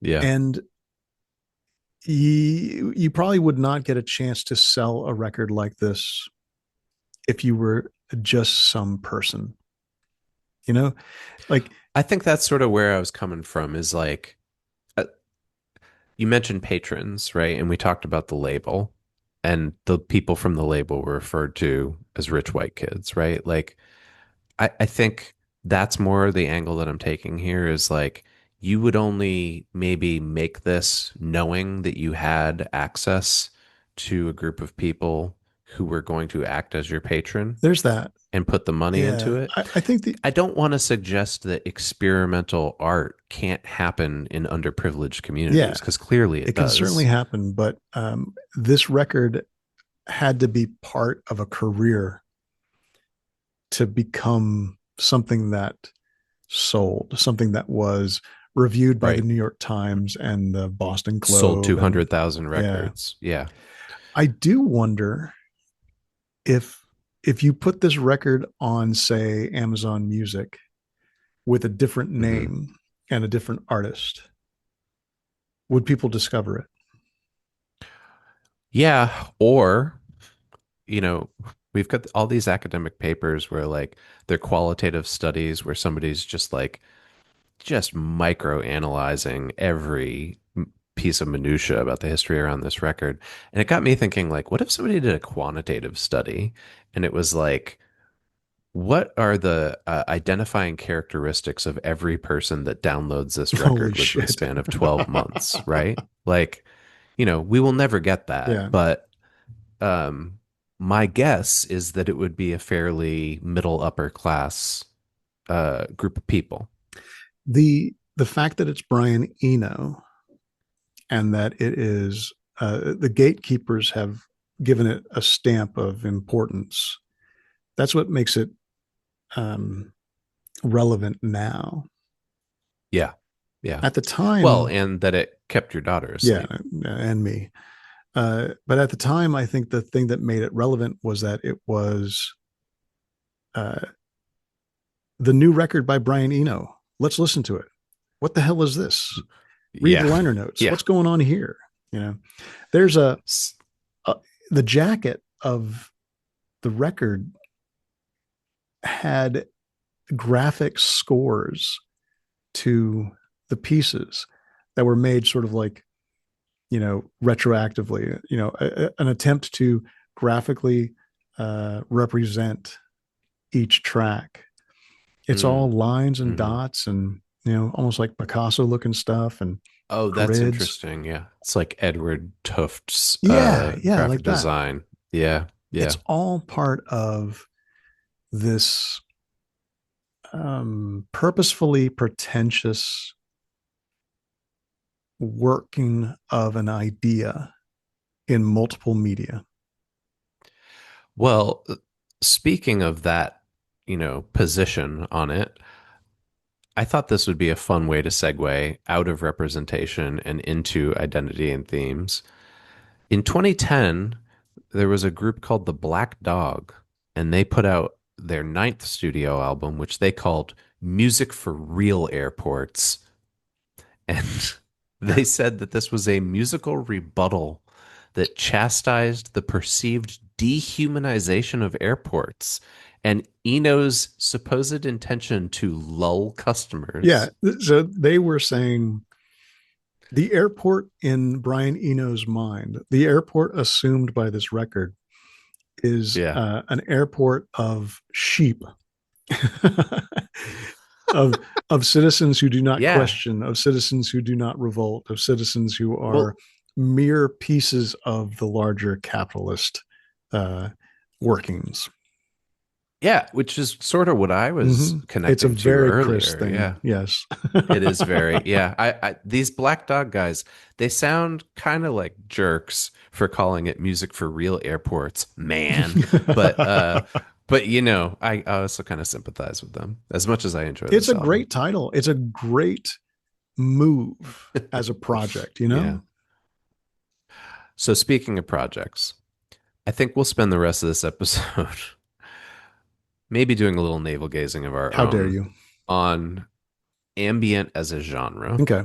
because there's a lot of back and forth about what it means both at the time this record comes out and in present day, and um whether or not all of these definitions congeal at all. Gross. Okay.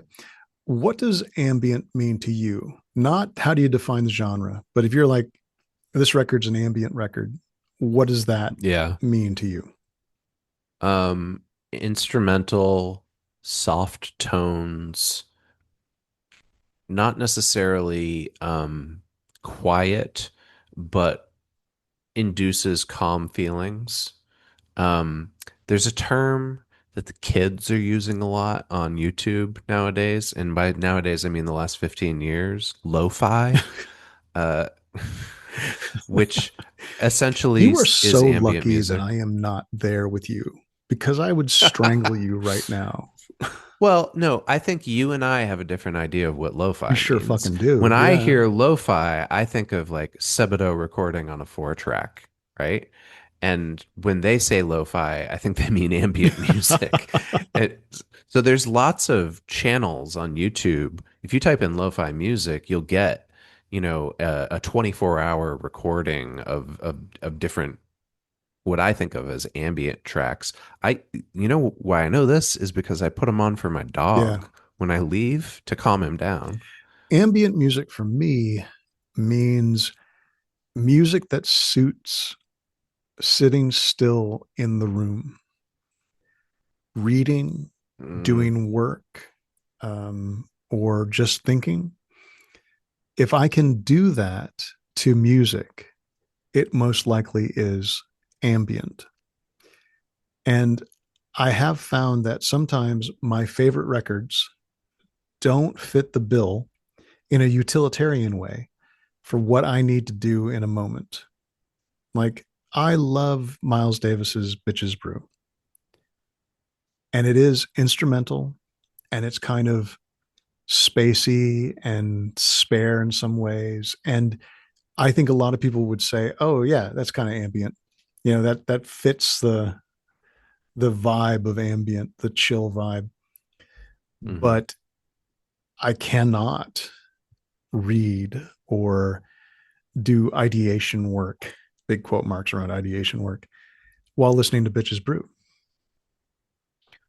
What about one of my favorite bands, which I know you've seen before, Russian Circles? Again, not a thing I can think to. But it's interesting because I wrote my entire master's thesis to Russian Do you Circles. think you could do that now? Yeah, no, I know Oh I yeah, can. okay, I put them all their albums on a playlist when I'm writing. nice. It helps me. No, Yeah. my But I wouldn't call them ambient by any yeah. means. Well, there you go. I mean, ambient can mean something very specific, but it can also just be what the music is useful for. I Yeah. think Yeah. background noise is what a lot of people need out of some of these records. Something that is pleasant, but it's not going to make them say, ooh, listen to this part, you know? Sure. Okay, yeah. I see that. And Russian Circles definitely does that. Yeah. All right. Let's start turning to the research rather than just doing our subjective thing here.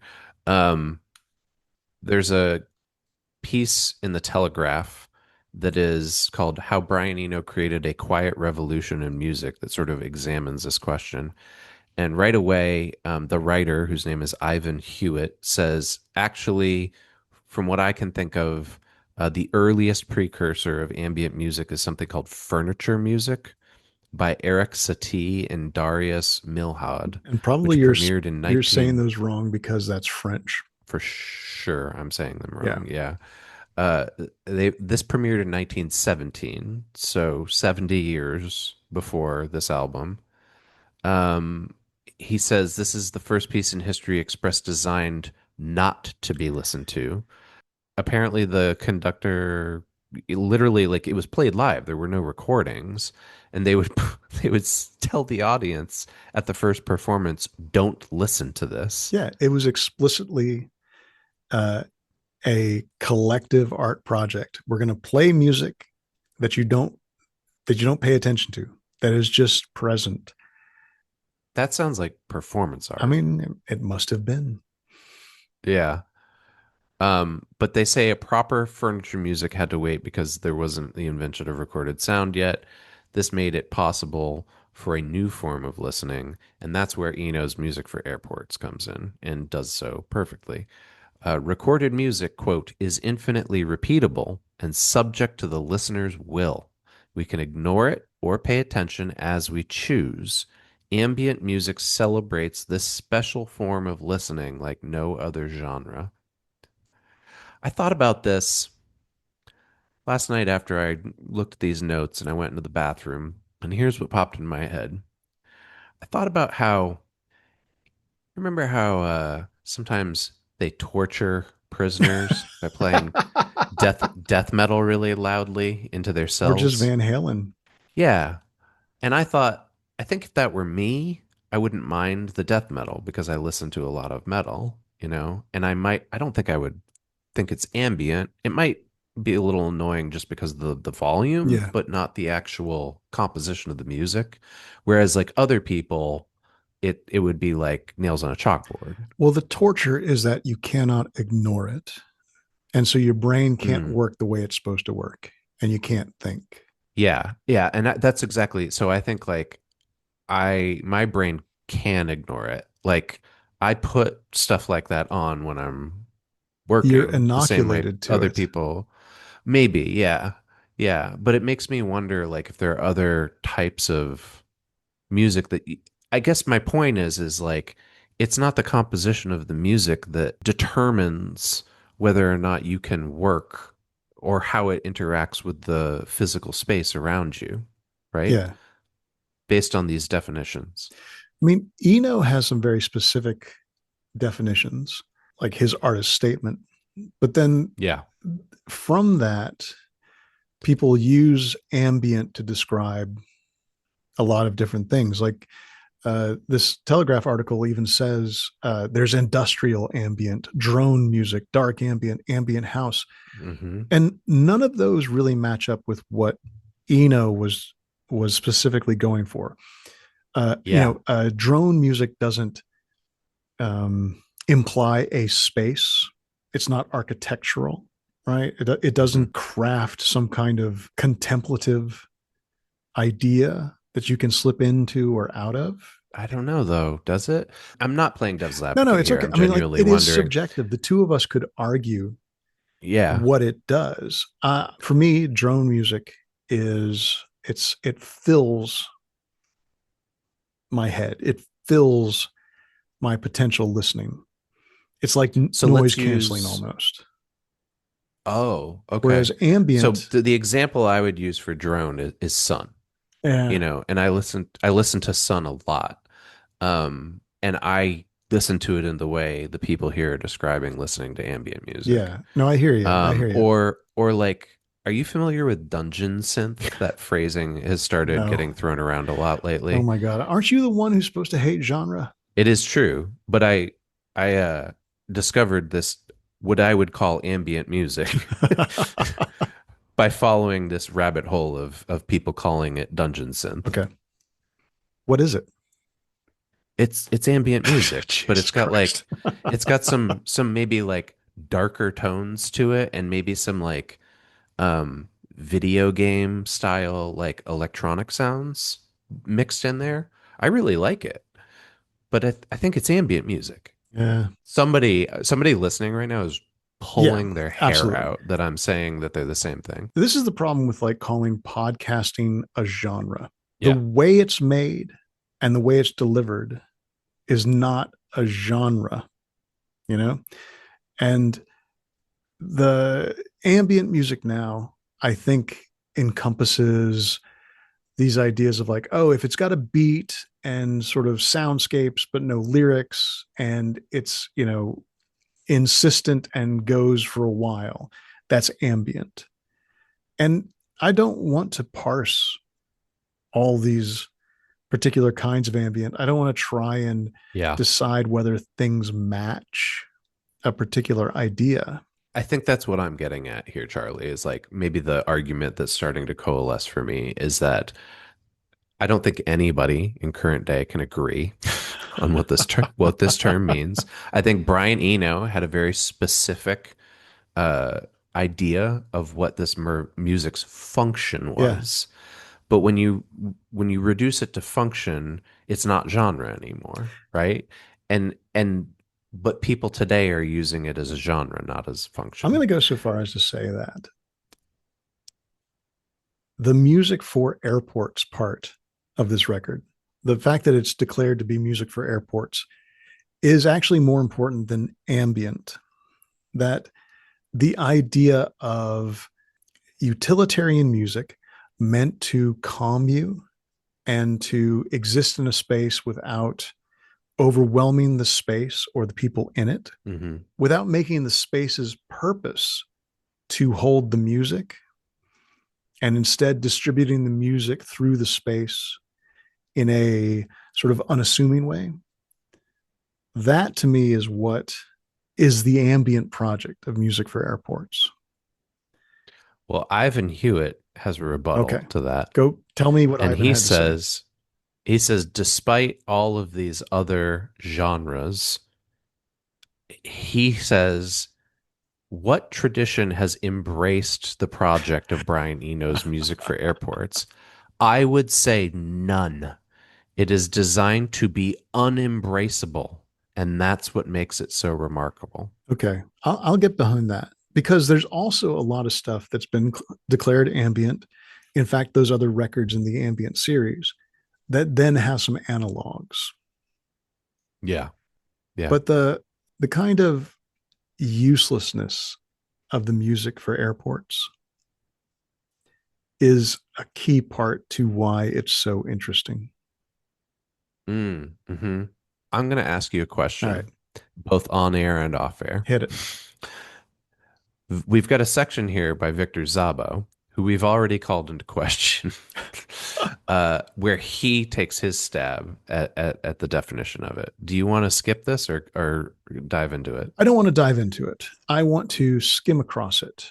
I think the thing that Zabo really pulls that's interesting to us in this conversation is that ambient in the definition of the record, music for airports, is Hmm.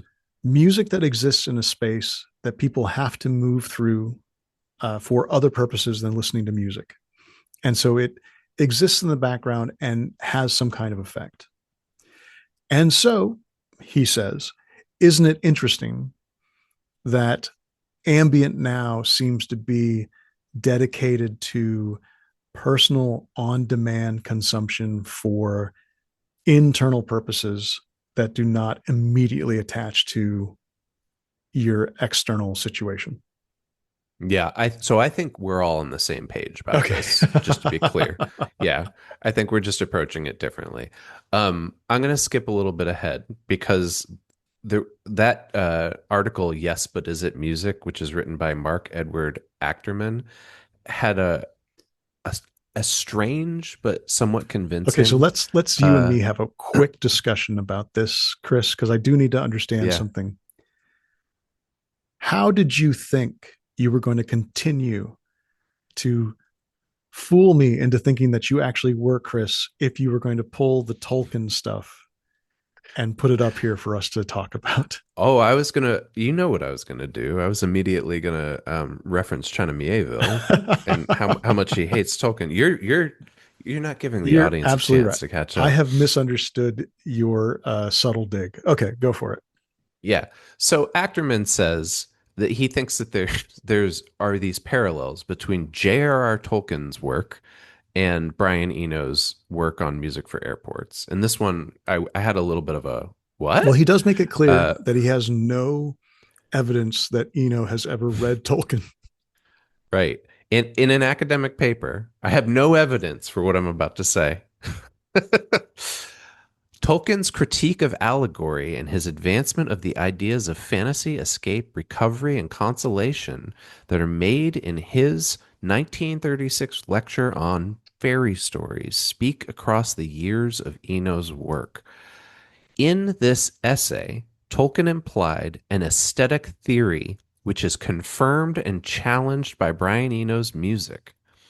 Illustrating his theory with fairy stories, Tolkien argued that art employing fantasy provides three great benefits: escape, recovery, and consolation. Ambient music also provides these benefits, and in this respect, Eno's work confirms Tolkien's theory. Tolkien was concerned that the escape provided by art does not become a permanent desertion from life, and here Eno's work may amplify Tolkien's propositions. Let me just tell you all, I'm reading you two paragraphs from what were, I would hazard to guess, 20 pages of comparison notes between J.R.R. Tolkien and Brian You have Eno. such a like a stealth purpose to this podcast in this second version. You just want to shit on academic writing. You just want to Oh, make I've it clear. always Yeah, yeah, wanted. yeah. But you have made this your goal in all of these. I'm here. I'm Yeah. working so hard, man, to find Well, some you're like trying to get your tenure. I'm I can never get tenure. I've been trying to find academic articles where someone's put some thought into the things they're saying that we can say, yes, it's subjective, but it has all of this research kind of connection on it. And Yeah. you're like, listen to these assholes go on and on. Despite the fact that I've worked in higher education for over 10 years. Just trying to Um, dismiss that master's degree, dude. it just cracks me up, man. Like this stuff. So I'm not going to say that we really need to take this No, seriously and take it let's grab apart, it but and move on from it and say what an interesting connection to last month's episode.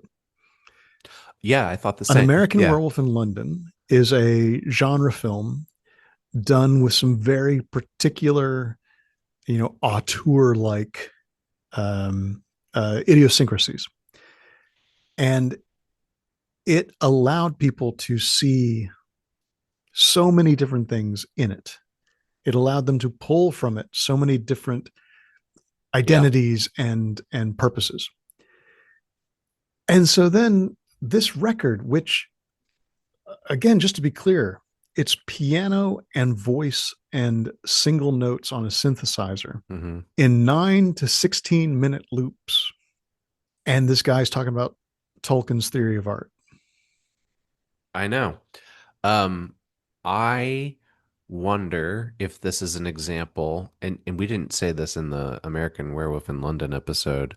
I wonder if they're both examples of a floating signifier. That like these things exist sort of the same. So floating signifier is a term in linguistic theory and post-structuralism, structuralism.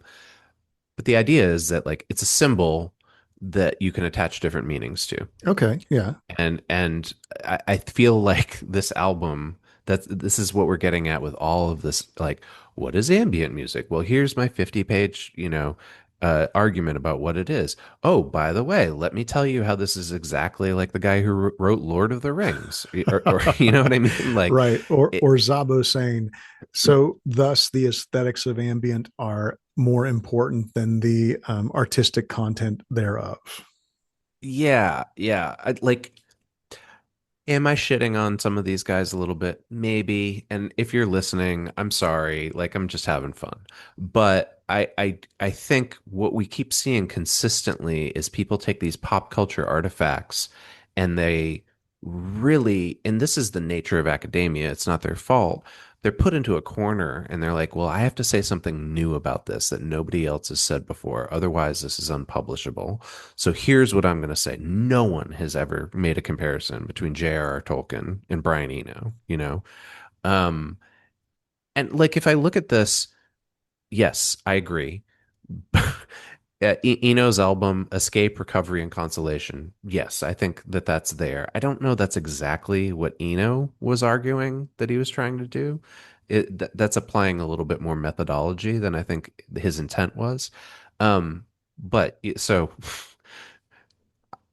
it made me think of China Mieville in the episode that we did about China Mieville and how much he hates J.R.R. Can Tolkien you summarize because he that hate real thinks, quick? yeah, he essentially thinks that J.R.R. Tolkien is a Christian traditionalist, and like his work is designed, it's conservative in nature, and it's designed to pacify us. And that we were just talking about this with ambient music. Is it there to pacify? Some people's interpretation is it's there. The authority figures are using it to pacify us and to keep us cheap in an airport, Well, right? Eno said he wanted to make it a little bit easier to understand the fact that you were going to die someday. I think what Eno's talking about is self-care. that's a different that's a different thing than this like Machiavellian usage of sound to manipulate the great unwashed, you know? Yeah. Oh my gosh. So this, uh, I don't want to talk about fascism.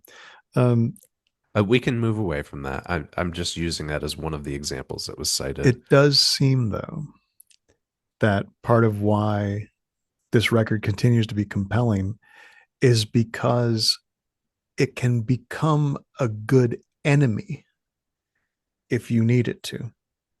It can also be a good friend. It can be about tape loop experimentations and the enjoyment of play in the studio and music that is not explicitly about anything, but is instead about a purpose, utilitarian music.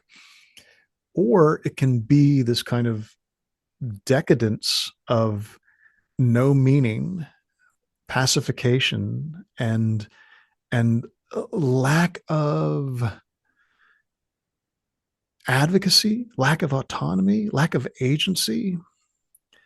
Um, and and from there, I think it's just a couple steps to talking about art as anesthesia versus art as um, catalyst. Okay, then I'm going to turn this back to the subjective. Yeah, let's do it. Um, you are so much more familiar not only with Eno but with the entire You got to scene that stop buttering me surrounds up, him. man. What is it about this music and the scene that it came from that really compels its fans so much? I guess what I mean by that is what is it that drives them? And I know you do this sometimes, and you do as well, to absorb and repeat the minutia about its creation. I have a theory. My theory is that the repetition of saying those things Yeah, it helps like make it a part of it's you. It self-soothing. helps like Yeah, yeah, embed it inside. Yeah, yeah, yeah. It's like ritual, right? It's the same thing as like monks chanting. that's Um, good. Can I tell you a quick story? yeah. When I was a younger man, I went through a breakup and I lost my mind, as young men are prone to do after breakups. The thing that I did to sort of empty myself of the thing that was making me crazy, my grief over this relationship, was I got really deep into this art project that started as just kind of a messing around. I've talked about it on the show before. Now that I think about it, make a photographic language was the assignment Hmm. in my photography seminar. And I did photocopies of photos and then kind of mixed them. Well, that particular project, I got so far into it that I had multiple 11 by 17 sheets of paper with layers of photocopy, like photocopies that had been minimized, collected, rearranged, and then copied smaller again, like maybe 6 or 7 layers deep. I had those taped to my walls and I was taking pictures of them close up with, like careful aperture and focus attenuations so that there'd be this like field of blur and then a really stark line of in focus collage and then a field of blur. And I would take those photos and then I would collage those photos in a photocopier, et cetera, et cetera. Mm-hmm. I got so deep into that a friend said, I was getting kind of worried about you while you were doing that.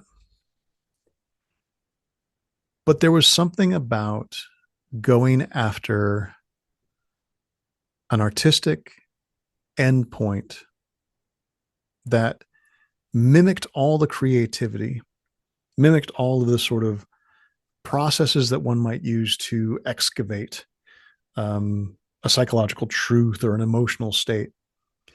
But instead of doing them to do that, I was doing them to see how far they could go. Mm-hmm. Refusing that floating signifier. Instead, trying to undo signification by pushing, this Gotcha. repetition and this process. Mm-hmm. And it actually did make me quite happy. I am fond of those memories. So I wonder if, the starting point is when you describe the minutia and you guess at the, what happened in the studio, and you talk about these things and you tell that story over and over and over again. If that's just the starter kit for then getting into one of these creative processes that you then strip of self and strip of meaning until you have simply ground down on a technique to see how far it can go and to see if you can follow it as far as it can go. What I heard when you were describing that just now is like somebody who has a creative impulse but isn't quite able yet to define what their creative project is. And so it's like you're starting a car and the car won't start. You're turning the key over and over and it's revving and revving and revving. And you're doing it repeatedly, hoping that the result will change. And eventually it turns over and the engine's running. And you are able, through the repetition, through the analysis, are able to jumpstart your own creative project. So then the really compelling thing about the record might be people seeing that Eno didn't have to do that, or he says that he doesn't have to do that. Like he did get the idea and then frame this work, that kind of repetitive mechanical work. He framed it with something interesting, utilitarian, useful, connected to the fear of death. And it's almost like, oh, look at that. He got it in one. He figured it out. He's doing that repetitive attempt, but he's already got the idea. I would imagine he didn't get it in one, right? Like one of the things I noticed in the notes is they say like, I'm going to get the years wrong, but they say like the taxi accident was like in 75. He doesn't put this album out for like 2 years. So he's like thinking in the back of his head about the harp music and the rain combining for 2 whole years before he even starts recording the piano and the female voices for this album. And I think there were probably a lot of false starts along the way that we don't hear about now because of the mythologizing, right? The myth is that he's like Athena. He's just springs out of Zeus's head fully born, you know? And I don't know that necessarily that's the case. And that he probably had to go through a similar process, despite the fact that he had already been a successful, creative, experimental musician up until that point, you know? But to get to this, I would imagine if we sat down and had a cup of tea with him right now, he would hopefully cop to like, oh yeah, there were lots of times that I recorded other things and I tried to combine them all together and loop them on tapes and it didn't sound like anything. It would be nice if he'd say that. He'd probably say, get the fuck out of my house. You've been listening to Super Context, a podcast autopsy of media. How it's made and how it informs our everyday culture. Our theme music is Human Factor by Mile Marker. And you're listening to Drive Fast by 3 Chain Links. All show notes are available at patreon.com/supercontext. And you can email the show at supercontextpodcast@gmail.com. I'm available on Blue Sky as @ChristianSager. And I am not available. I have a scorched earth policy on social media. 2 N's, 2 T's.